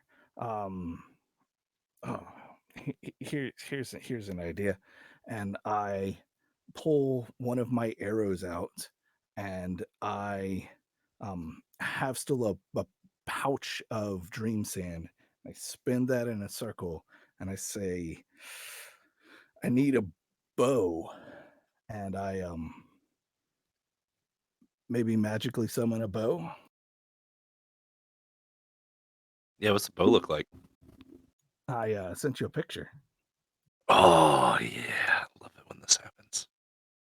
You sent me a picture.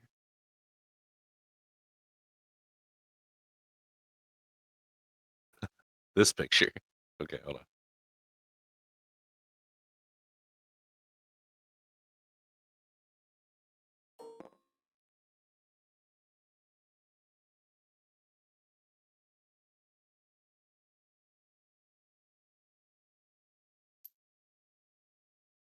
Is this the one you're talking about? Yeah, yeah. Yeah. So the bow is made of like wood, but the wood is also halfway smoke and is always moving just a little bit. It doesn't look like it has a string. And the arrow Thomas was holding splits in half. And in Thomas's mind, he realizes now he only has one arrow that he can shoot from this bow. I love it. Oh man. So this transformation happens inside your home, surrounded by your protected family, giving up this angelic grace, uh, and you've gained this Hokage's power. I love this. This is so good. Okay. We'll cut back real quick to Malcolm just fucking bowling these grunts into the ground, absolutely destroying them. Did you roll? You don't really have to. I did. I don't remember what I got. I think it was a 7 without any bonuses. Oh man. Okay, so you kill both of these grunts and then the other two grunts that I was going to attack you with again. And it's just pummeling time. This goat is a great great fucking tank thing that you've got here. Oh man. It's like a bear and a goat had an ugly child. Right? I tried to give you a tardigrade version of this way back when. Shark tardigrade. It was a shardigrade. A shardigrade. Victor, what do you want to be doing during this time? So just imagine as this really peaceful scene is playing out in the house where they're doing all these really emotional, awesome things. The big bay windows behind them, there's just there's the scene with Malcolm, and then on the other side there's Victor just mowing down another group with Sergeant Slumberjack. Basically, there's full blown war out there as we're mowing the guys down, but they're having their angelic little thing inside. Full on earthquakes. I mean, because there is a giant goat who could fly, but isn't. He's just running along the ground because that's more intimidating. Yeah, I mean, it's full of, like, Redicus gets out a rocket launcher at one point and uses it on grunts because it's hilarious. He's like, I could make any gun. Well, things are getting spicy for you guys. The grunts are coming in waves, and it's That's how it getting works. it's getting like thicker with the waves of grunts, and now you're getting more and more of these elites as well. And as Thomas, what do you want to do? You're going to leave your family in the safety of the house? 100%. Like Okay. they Rachel gets that like, oh my goodness, what's going on outside look, and because we're in a magically warded house, hear nothing, feel none of the earthquakes. Yes. I turn back and go, I guess I gotta go, guys. Good luck. Don't open that door unless you absolutely need to. I'll be back. And give them both a kiss and step outside. Daughter's like, did you really just hit us with a Schwarzenegger line? I'll be back. But he's Irish. I'll be back, guys. Love it. I'll be back, eh? It's about time to go outside. I realized that there was a machine gun that was sent to me. Oh, I don't think that's going to need its own token, although it is pretty. It is pretty. That's well done. Yeah, I was waiting to see if I get to keep it before being like, hey, Craven, I might need something incorporated into my art.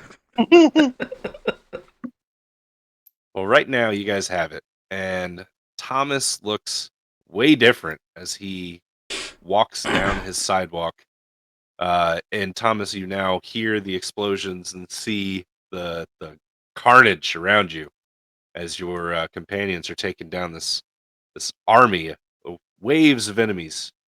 Yeah, it's snowing outside. There is it looks like it has been a blizzard. There's confetti everywhere. Like it's coming down from the skies. It's on the ground at least 3 inches deep at this point. The first thing I notice is as there's a very large goat running, it's running over the corpses of grunts going, yay, yay, yay, every time it steps on them. With the rainbow. Right? With a rainbow. So I take a couple steps. I crawl up the angular turtle head's like outward mouth, and I jump on its back again.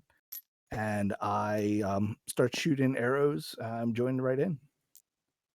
Excellent. So 3 things are going to happen very, very quickly.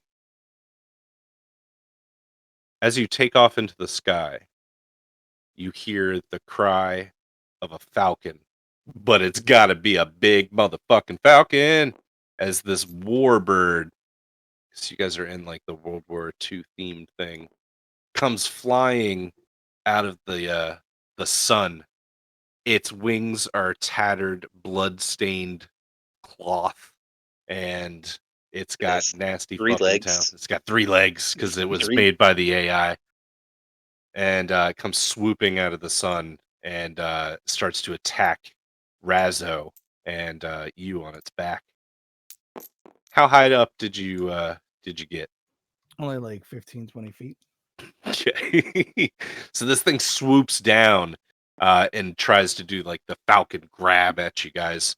Let's see. You want to oppose this? Yes, please. Okay. You make your opposition roll. My warbird.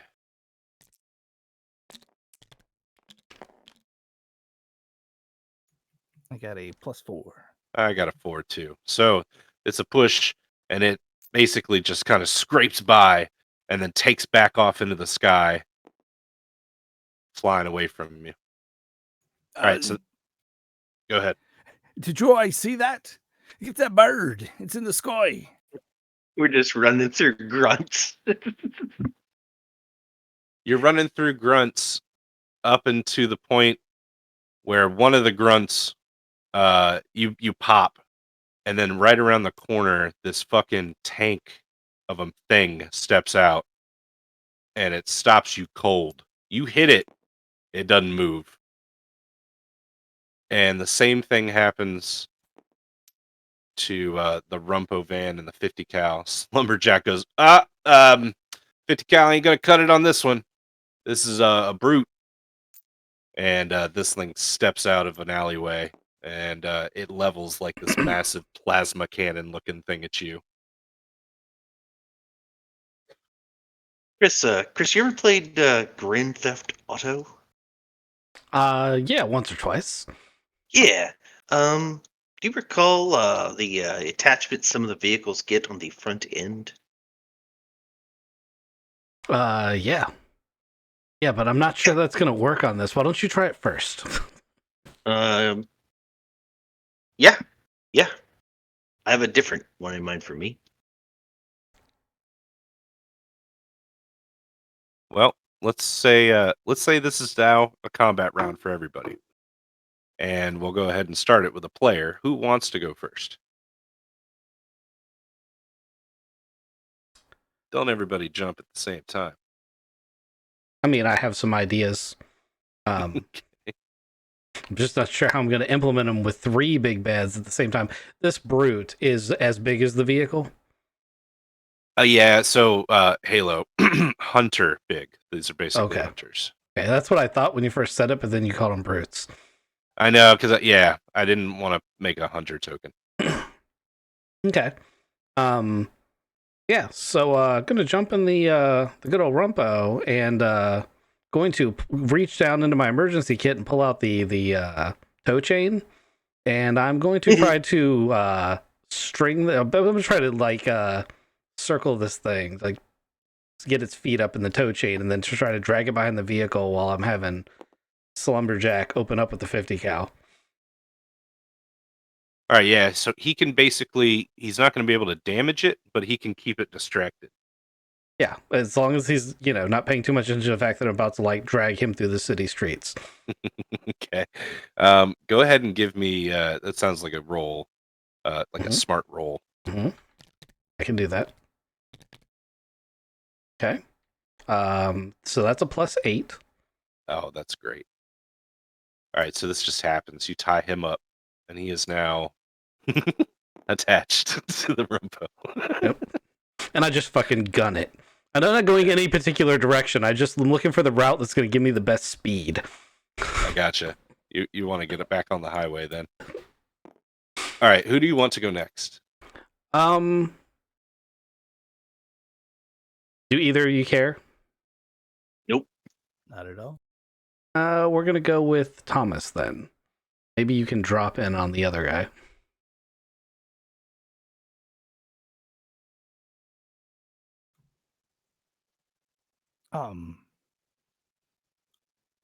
So did the bird fly away? I can chase after it.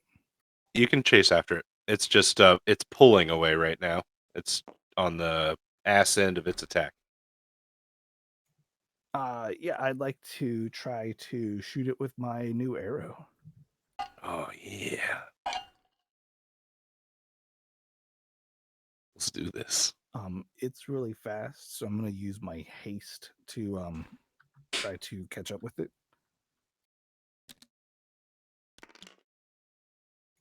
I'm going to roll terribly and get a +3.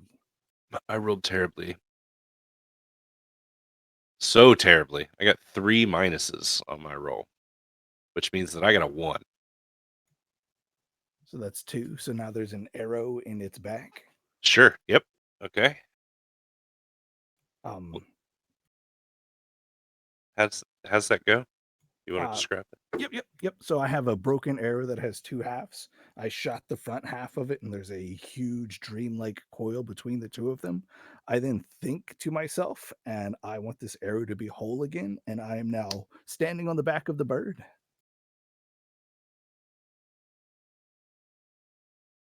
Razzo's still flying, but solo.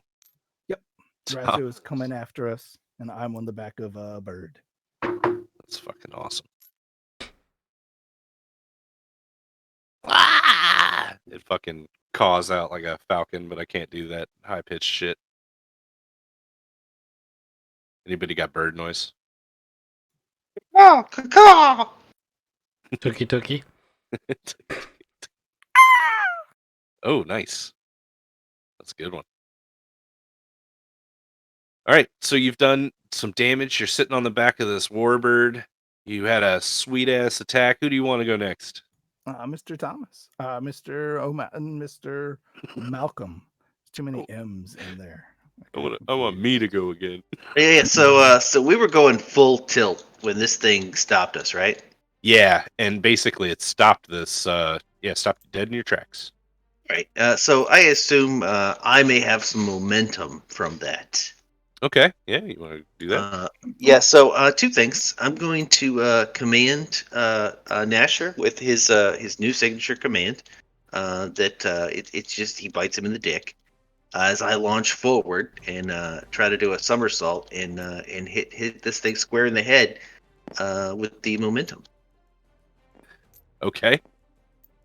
Roll it. Any bonuses? Maybe a plus something for being launched forward.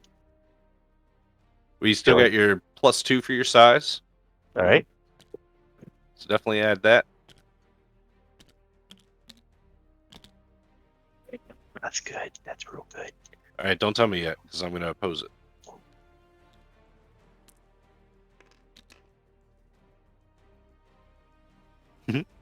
Okay, what'd you get? 12. Oh, wait, 14. I fucking hate this game sometimes. What'd you get? Okay, so I rolled over here, and I got 3 minuses and 1 plus. Right? All right. So yeah, you're gonna cream this motherfucker. Yep. He looks so as I'm launching forward, he stopped the goat, who then bit his dick right through the armor because goat biting. So he looked down, kind of in shock, and also because his dick just got bit. Right. And by looking down as I'm coming forward, he just set his jaw in that perfect spot, and I hit him. You Full crack force. him. 15, right? Yeah, 15. Okay. So you crack him for 15. I get just 2 to shift that to 13. I take it full in the face, this brute. And as you're flipping over him, you're going to notice that he's got a soft spot on his back. You hit him in the face, but you're definitely noticing you could get right up in there. And this place on his back is just a nice little target to hit. All right. Yeah, I'll land there, or land nearby there, or whatever.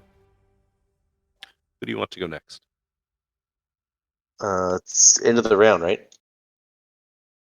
Did everybody go? We got Chain. We got Bow. Oh yeah, it's gonna be my bad guys then.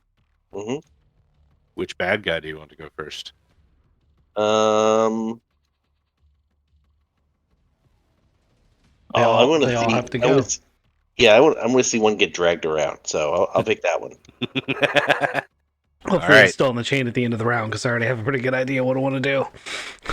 Yeah, so he is being dragged. You got a 7 to damage him and dragged him behind this van already. So I'm going to say that this is moving. You are already moving. Yep. So he's going to have a hard time bending his bulk down to like grab his chain around his legs. But what he's going to do is take his big ass plasma cannon and try to shoot the chain, maybe even hitting his own legs. Okay. So this plasma cannon, it charges up this massive bolt. Can And he pulls the can I see trigger. that bolt and oppose it by using my drive check? You want to try it? Yeah, we Yeah. can do that. So as I We can see make him, this worse for him. I'm gonna make it more difficult for him. That's not a bad check. I'm gonna call that a focus roll, and that's my. It's not an attack round. Do I still get my nemesis? We will lose player pursue individual will mark career with suffering drop.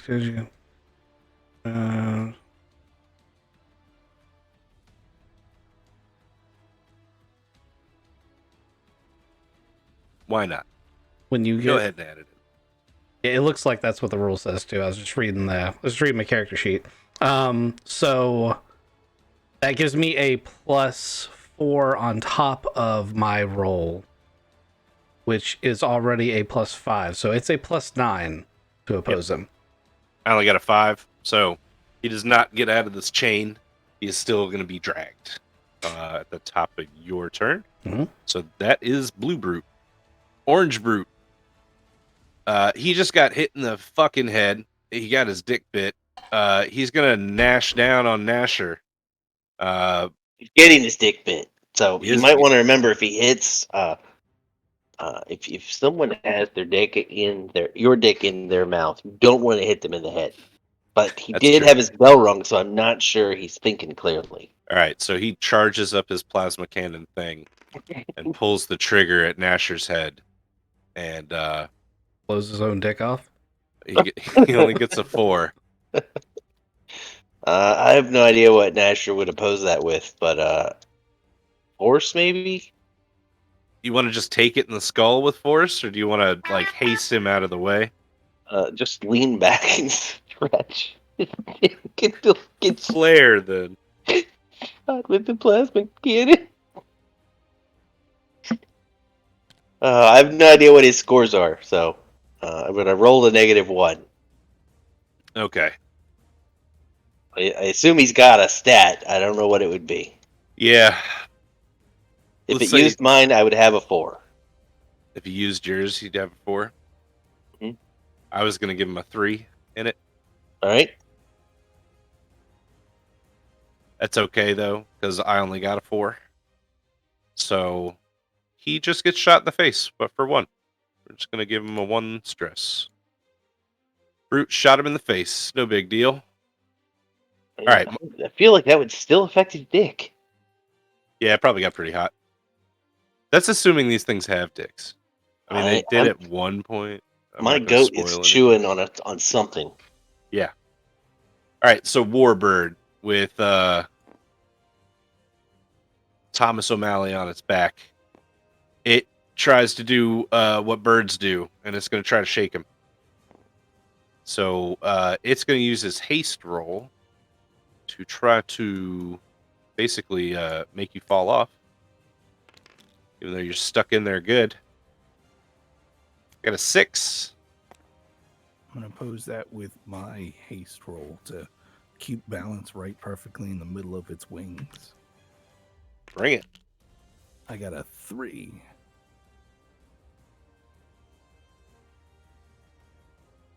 How about this? I'm going to give you a fate token, and you're going to fall off this motherfucker. You can save yourself on your turn easily, I think.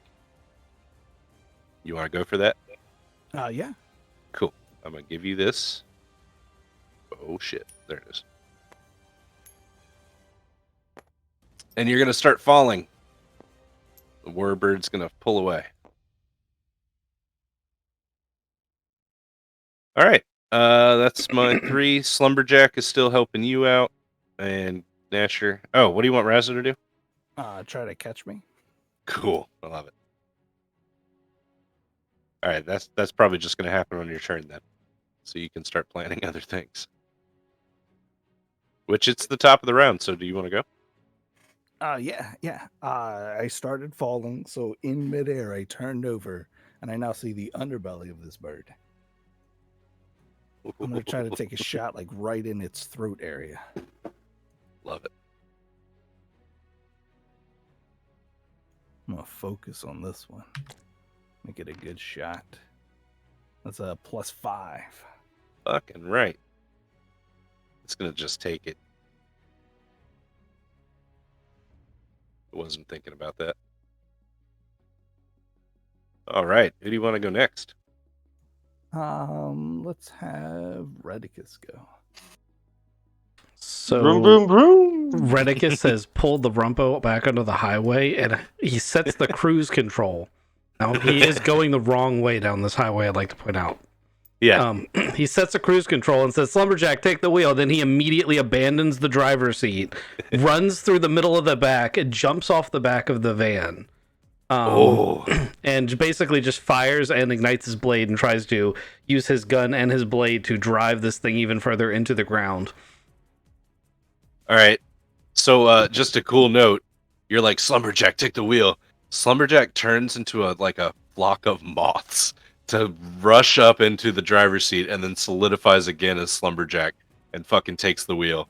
And he's like, oh yeah, time to go. And he's driving recklessly. You jump off. How's this go? Not terribly, but it could have gone better. That's going to be a +8 because he's my preferred enemy. All right. That really saves my roll, being able to use that +4. So I want to end it with my blade, though. all right. You do so. How does this go down? If it kills him, it's a matter of he jumps using the he's emptying the magazine from the gun on his way in, and I imagine that peels the armor off, and then there's just a soft spot that he buries the blade into, and it actually goes all the way through and grinds into the asphalt to the point where it actually brings the car to a stop. Yeah, there's fucking sparks and flames and shit coming out, and now the street has this massive gouge in it. Yeah, looks like a airplane crashed or something. Right? Slumberjack's like, oh, I only drove for a little bit. It's just been so long since I got to drive. Yeah, you killed this brute. It's fucking dead as shit. 16 damage. Poof. Sorry. Sorry, I didn't mean to hit your goat. All right, Redicus, who do you want to go next? Well, obviously we want Malcolm to go next. I figured. Yeah. So we're gonna do a combined attack. I'm behind him. The goat's on the other side, and we're gonna smoosh him. I'm gonna aim for that soft spot. I like this idea. Okay. You The want me to goat's, of roll the course, gonna goat? continue hitting him in the dick. Do you want me to roll the goat, or do you want to roll both? You can roll the goat. Okay. Still figure he's +3. So I got a 5.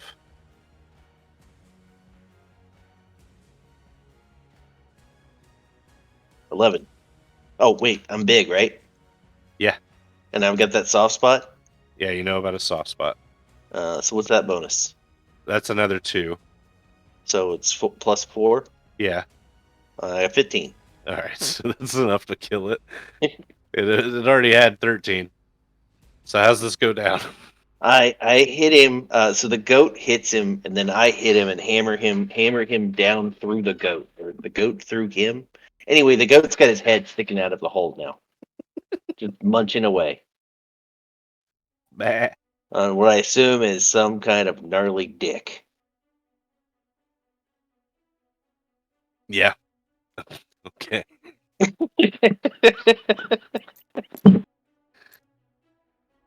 Unicorn dildo. Somewhere in there. Oh, your goat needs a unicorn thing. Just a big fucking spike off the front. So he's Uh, got regular ass horns that are already armored, and then a big fucking like rebar spike. That'd be epic. Big veiny rebar spike. All right, so the only thing left is the warbird, and it's gonna try to fly away. that's hilarious.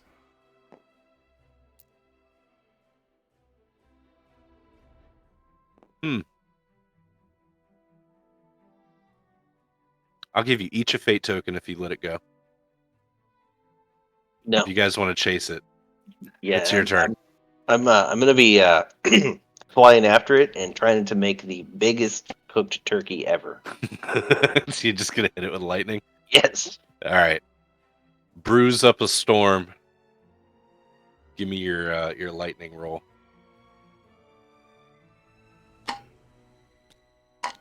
I think Thomas could kill it too. 1, 6, 7, 8. Ooh, Thomas might have to kill it. Yeah, that wasn't enough. Thomas, you want to take this? Yeah, so I think my arrow back together, so I'm now hanging off of its throat, and I'm going to take the arrow out of its neck and just stab it in there a bunch more times. Jesus. Love it. What does it bleed the dream dust or? Yeah, it would. Not That's confetti? No, this one's not confetti. What'd you get? +6. That's enough. 18 total. Good deal.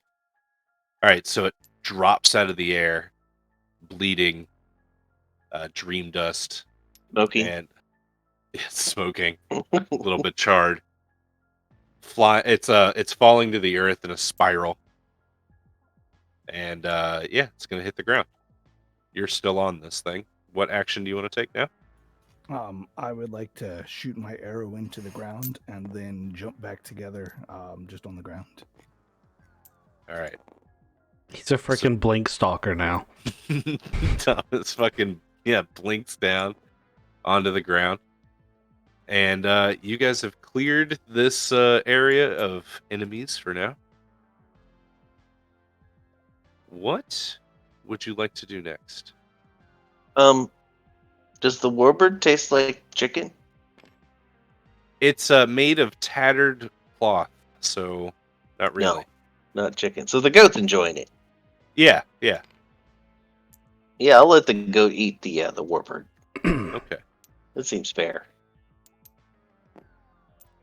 We I'll bring the rump of a van back around and be like, this Sergeant Slumberjack ain't so bad. I designated gunner and driver. Yeah, I'm here to help. I could tell you even more, right? So we, sorry, not we. They, the Minnesota. army. Minnesota, remember. Jackson Street. He only has one accent. He just varies it slightly. Yeah, it's all bad actually, all of them.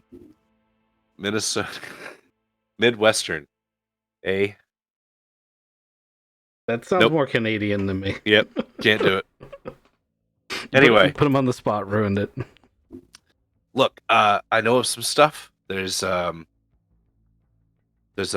one of those elite groups. They've got a bomb, and they're supposed to destroy a bunch of area around. Trying to think of it's like uptown. It's like a donut shop up there. Anyway, they were tasked to blow it up. So we could go stop that. There's some supplies that were dropped in. That if we get to first, we could get those supplies before the army does. I've got Really, this I great. just got a I've bunch got of. this great idea. It's two parts of your idea. Let's go steal that bomb and give it back to your old boss. Oh, yeah, I like that idea too. We could also figure out where they're taking all the sleepwalkers. Anyway, yeah. So the bomb was supposed to be uptown, like he's talking about right around Trinity Solutions. Yeah, we got that. Okay, Or I good did. deal. I'm assuming everyone else did. All right, so you want to head that way? Makes sense. Thomas goes, "Oh, if we would have let that bird go." Oh, that's a terrible accent. Accents are hard. We could have followed it back to its home. I tried. I tried. I was like, I'll give you fate tokens. You Hey, guys, I didn't attack it. Do I still get a fate token? no, it's good. Technically, I did what you asked. That's true. That's true. My goat was hungry. Bill Grogan's goat was feeling fine. You guys travel to the Trinity Solutions building. Or actually, the area in front of Trinity Solutions. Shit. Where am I going to put you? Here-ish.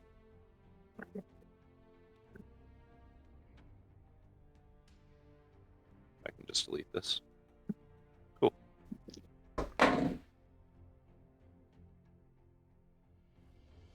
It was my house and my family. Please don't just delete them.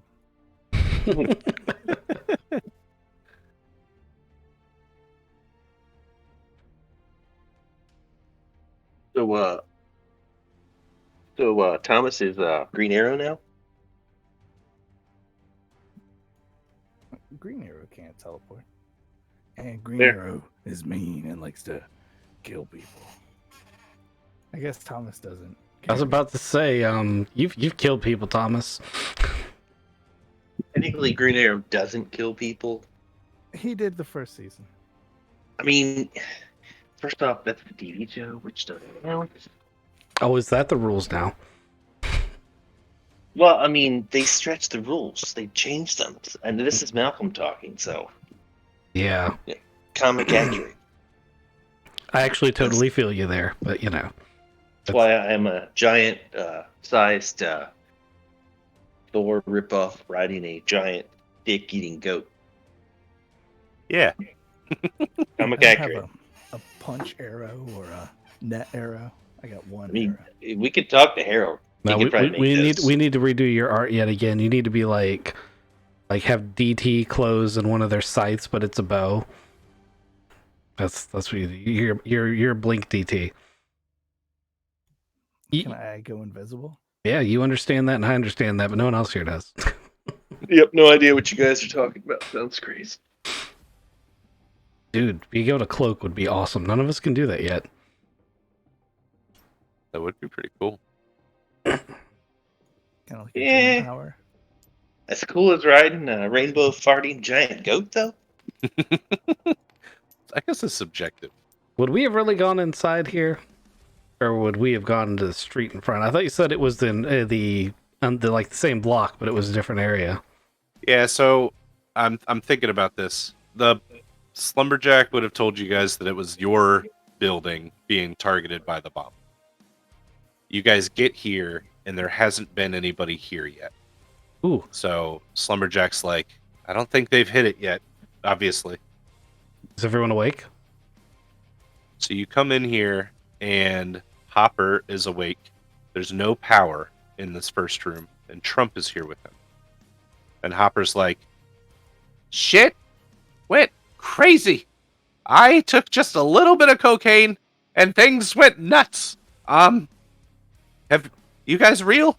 I've Yep. seen some shit. We're totally Okay. real. Also, it's not the cocaine's fault. You can keep doing Oh! that if you want. Oh, fucking thank God. Okay. Woo. All right. So Malcolm There- comes riding in on a rainbow farting goat. Right as Redicus is saying that, and he's Right? twice as big as he's got to like hunch down to get in the door. Hopper's like, maybe a little less cocaine.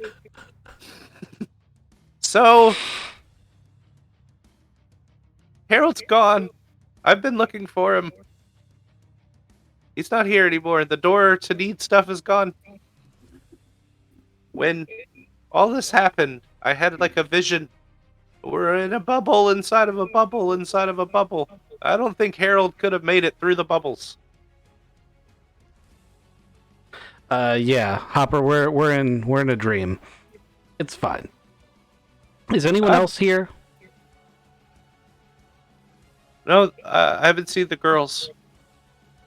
Did we bring Katie back?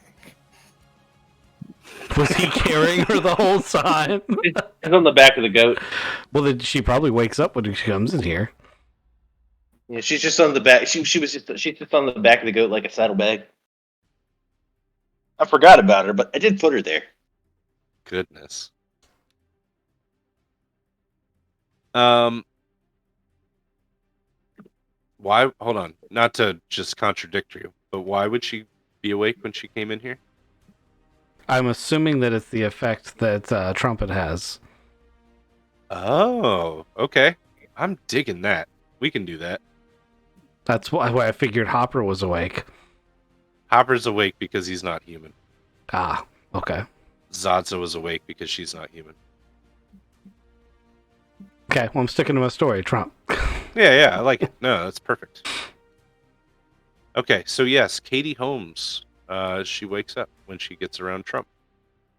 Let me find her fucking token again. Okay, so this place is warded and has a way of dealing with it. They definitely want to blow this place up. Where would a bomb be? Katie's like, bomb? Oh, God. We don't have to exposition this a bunch, but she's awake now. Yes, we explain the situation to her. Right. Trump could probably sniff a bomb out, right? It's a dream bomb. That it's so it. I can't say anything against that. We can do it that way. Victor also has a ton of equipment, but it's like electronics and stuff, and since the power's out everywhere else, the question is, does any of that work? So anything battery operated would probably still work, but anything that needs power, no worky. Okay, well, he's got some equipment to send stuff out. Sure, it's battery. Since it's mobile, it's got to be battery operated. Like, I'm gonna look for like signals and explosive sniffers and stuff like that, and you guys look for like magical dream stuff, and one of us will find it. Let's go do the thing.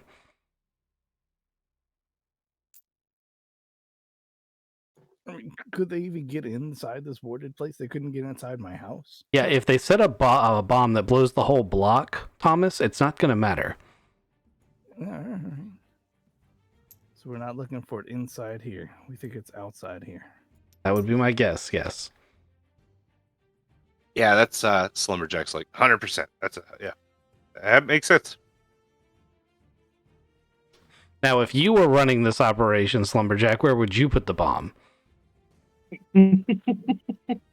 That's a good question. Unfortunately, I'm not running this operation, but I would put it, just like you said, as a big bomb. It would take out the whole block, so I'd put it behind your building in the alleyway somewhere. Okay, I shall start my investigation there. I'd like to do an investigation, please. Yeah, absolutely. You should know that the guy that was put in charge of the bombing, his name is Major Shitshow. It's probably appropriate. All right, so you give me your investigation. If the other two guys would like to give me A some 7. sort of roll. Ooh.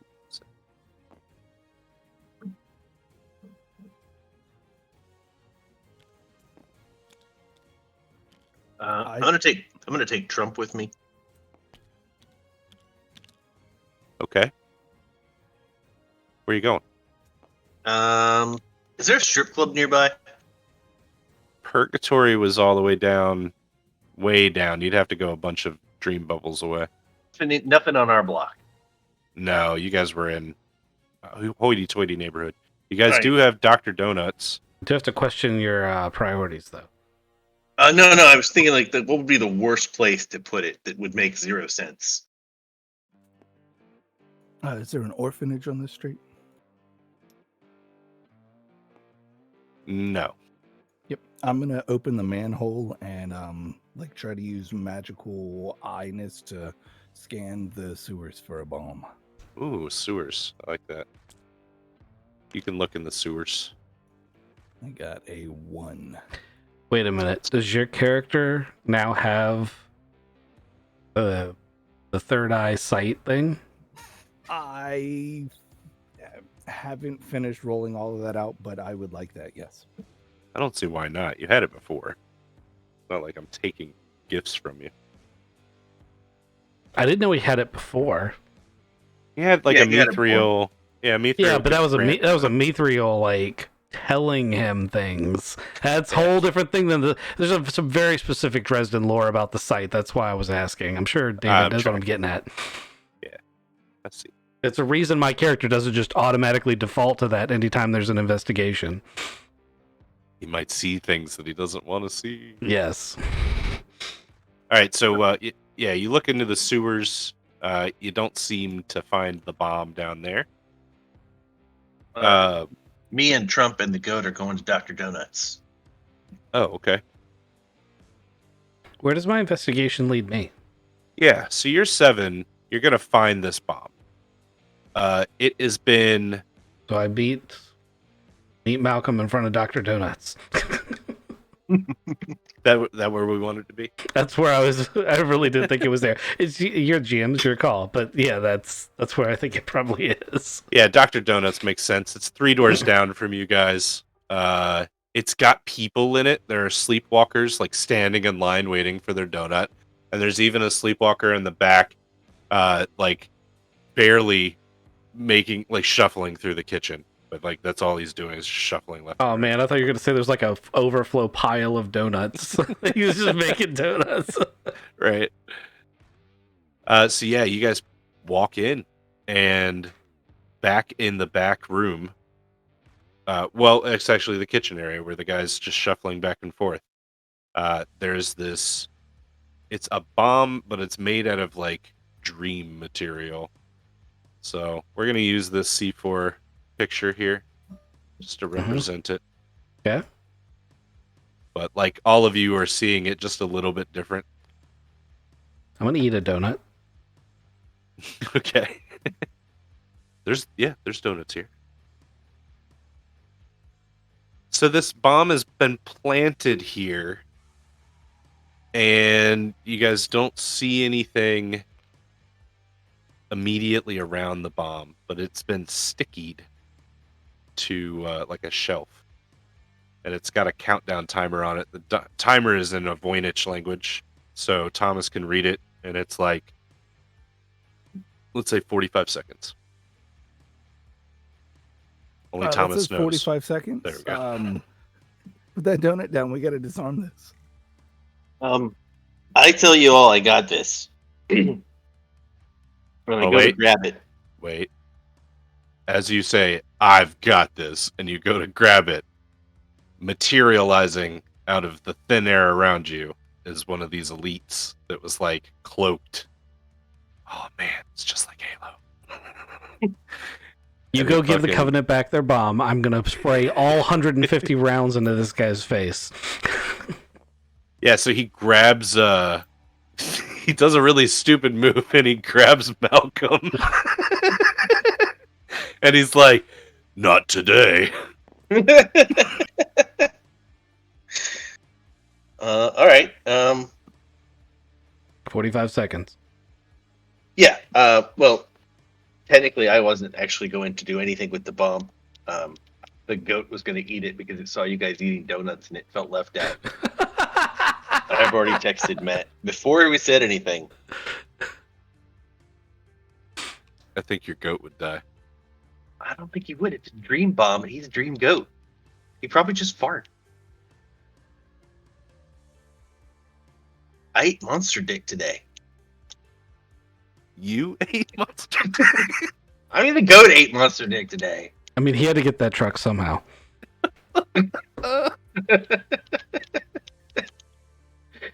Anyway, I'm gonna be struggling with this guy. I want to pull his arms You're off. not making it any better. I was gonna say something like, "If I could get that truck, Monster dick sounds pretty good. It's not that bad. All right, so you're gonna pull his arms off. And then Alright. beat him with them. Okay. Give me a roll.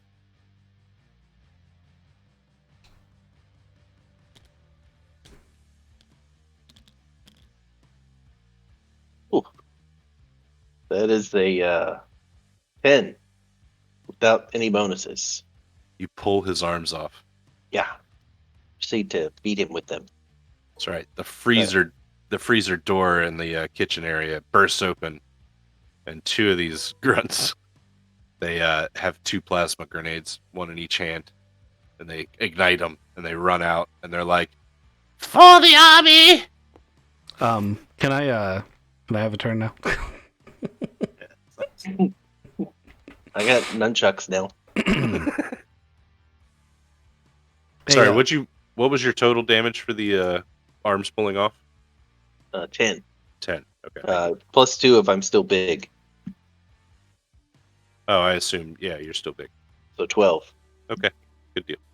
as part of my investigation, can I have asked Lumberjack if there's like a location that like the army stages from that isn't surrounded by all these sleepwalking guys that like maybe this hive mind thing is based out of? Probably the castle. The big bad castle at the end. Okay. Big bad castle at the end. That's sufficient for my purposes. So as these two guys come out, and here's a fate token. I just want to give the Covenant back the its bomb and this little extra bombs. I just want to poof them to the castle. With your will. Yes. Yeah, I'll let this happen.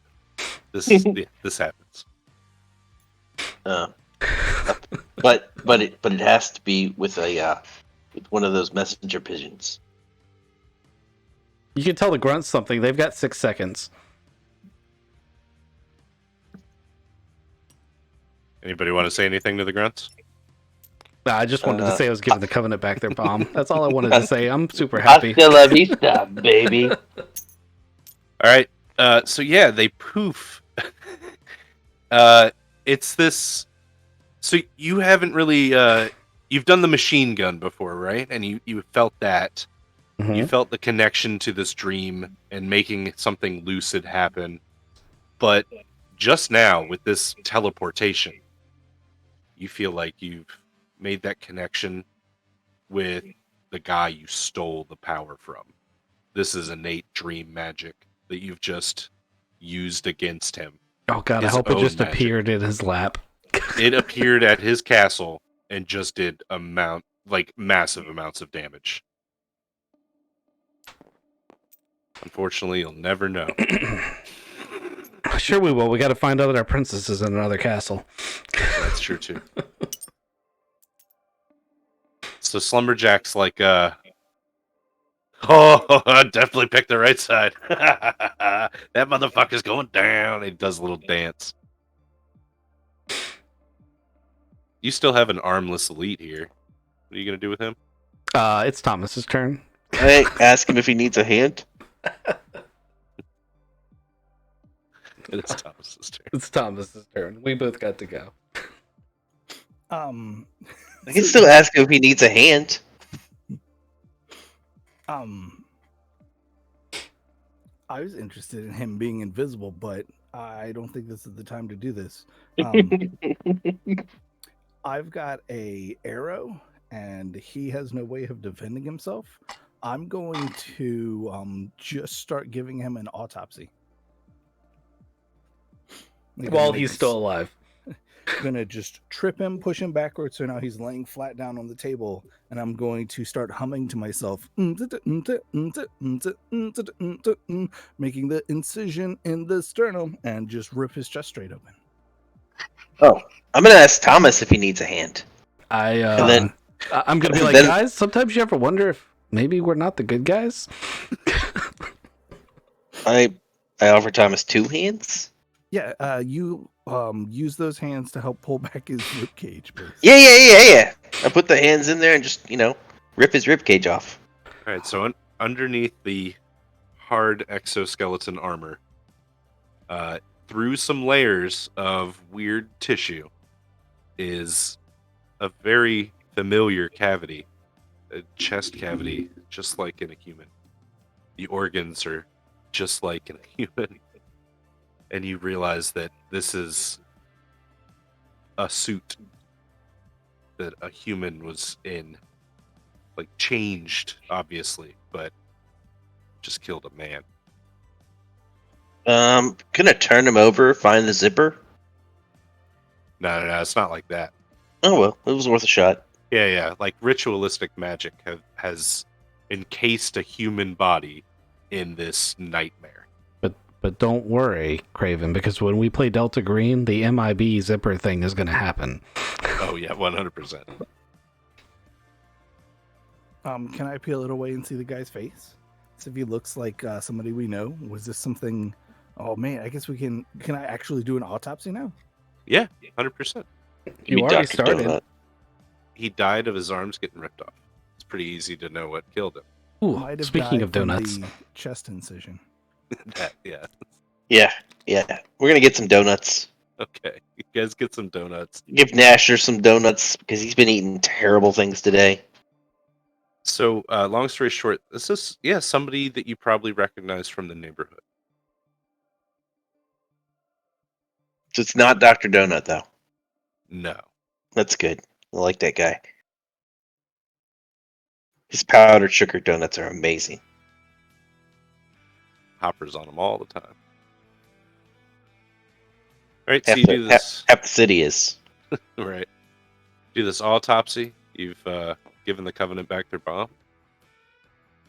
You've learned some more about the nature of the world that you're in right now. Yeah. What do you guys want to do now? I think you got a good, safe base right now. Trinity Solutions. You haven't located your other family members yet, though. Yeah, I'm gonna see if Beth is in the apartment. Okay. I thought we put wards on Stephanie's apartment after the last little incursion, but that doesn't mean that she's not sleepwalking. But with no cell phones, I'd have to physically go there. Yeah, 100%. I was going to have a bunch of random encounters. I can just fly over there on my goat. You can. You can totally Yeah. all fly over there. On my goat. I just want to say on my goat. Do you guys want to do that? Fly over there on your goat? After we check on Beth, yeah. Okay, so Beth is in here. She is sleepwalking, but Yep. she has been protected by the wards. Just cart her over and put her in the office. Okay. So she's hanging out with Trump now, and she wakes up. So her and Katie are together. Two witches. Okay. I guess we'll fly over and check on Stephanie. That's the last remaining family member, right? Yes. I want to double check something. Oh, there she is. Did you give her her eyes back? She's got the normal Okay. eyesight. Yeah. Good.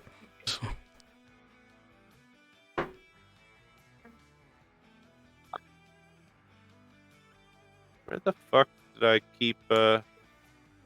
Am I just not seeing her?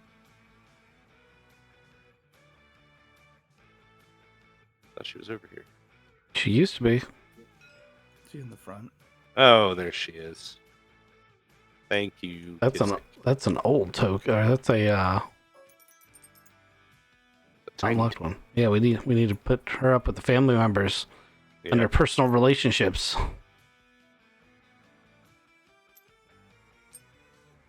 Puts lumberjack up there too.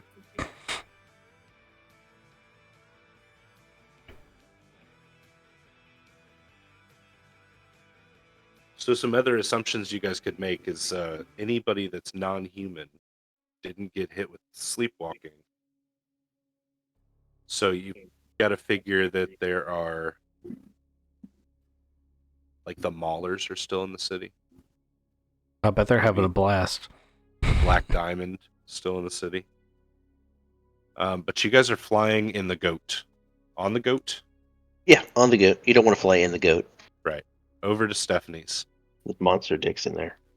And we're going to have one more combat here. As you're flying, there's a fucking peal of thunder. And out of the clouds comes this massive serpent. It's made of cloud. This is the dream world, after all. Oh, that's a good one. And it basically misty steps out of this fucking cloud next to you and attacks you guys while you're on the goat. I'm going to have it roll against the goat real quick as like a surprise round. I'm sure the goat wants to oppose it,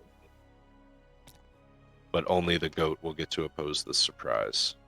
That's okay. I rolled like absolute ass.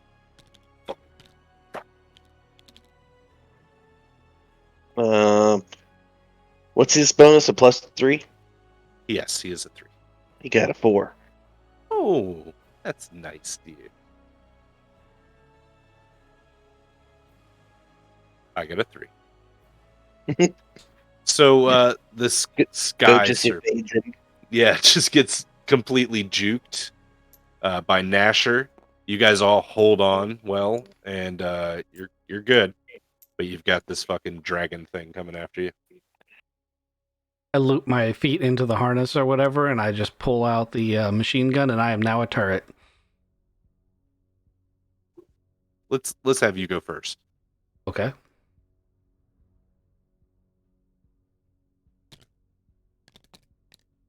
Oh, well. So that's only a +6. Only. Pat, pat, pat, pat, pat, pat. Okay. I mean, it is juking and weaving in an uncomfortable fashion, so, hitting it all is miraculous, right? Yeah, it's also a cloud. Yeah, So when you're shooting it, it's making like big poofs, or like drilling lines all the way through the cloud. Doing some damage though.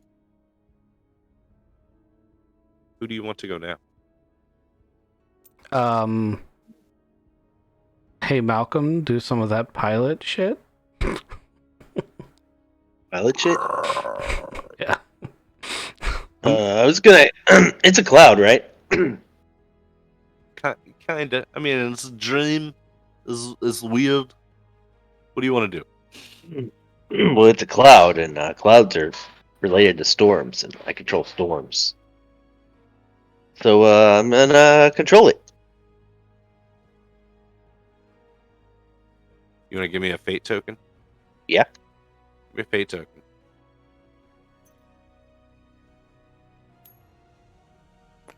Take that.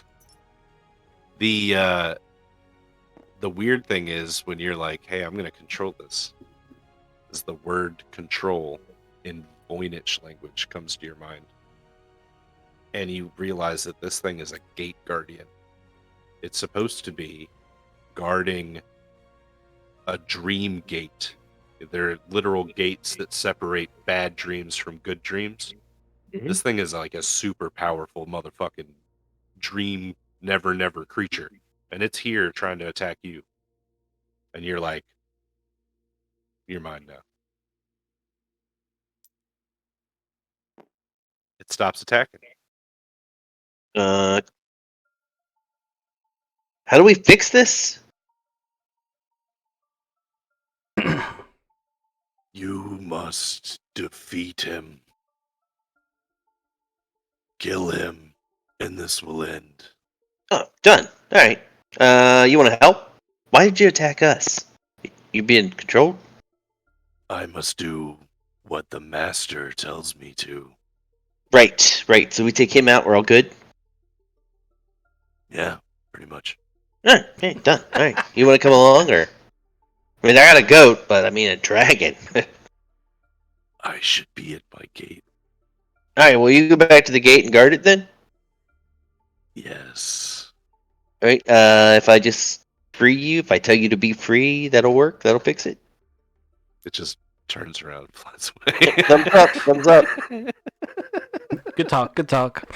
Chuck, Redicus is really confused. He was like, all like, oh yeah, we're down, we're doing this. And, Malcolm turns around, just mind screws this thing. And he's like, do I shoot it? Do I not shoot it? What the fuck's going on here, guys? Taking all the agency from Thomas too. hey, sorry, man. I don't know. I just told it to it was it was a cloud. I do storms, clouds and storms are like kind of the same thing. So I was like, Yeah. stop. You got it on like multiple levels, but basically the power that you've stolen from this kid last episode has allowed you guys to change things here.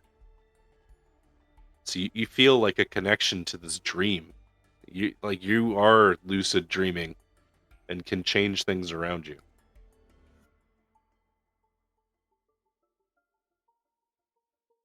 All right, so it's 11:52.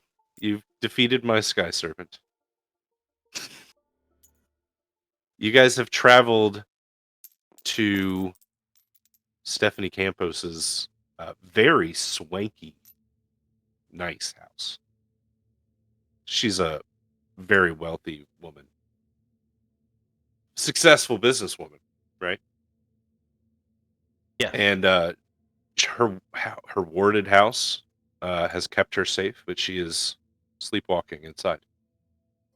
Okay. I'd like to take her back to the office. All right. And now we have collected all of the Pokemans. Very true. And we can continue on to the next castle. Good deal. On that note, does anyone want to play Halo tomorrow? It's Mother's Day. I've got plans. Yeah, we gotta watch Guardians of the Galaxies. I gotta finish the last little bits of James's room. I gotta unload all the shit that's in my car and put it in my new truck. Oh, what a life you lead. It's gonna be awful, right? Awful. Just terrible. All right, well, on that note, I'm going to end the stream. Thanks for stopping by, everybody. Yeah, man. Thanks.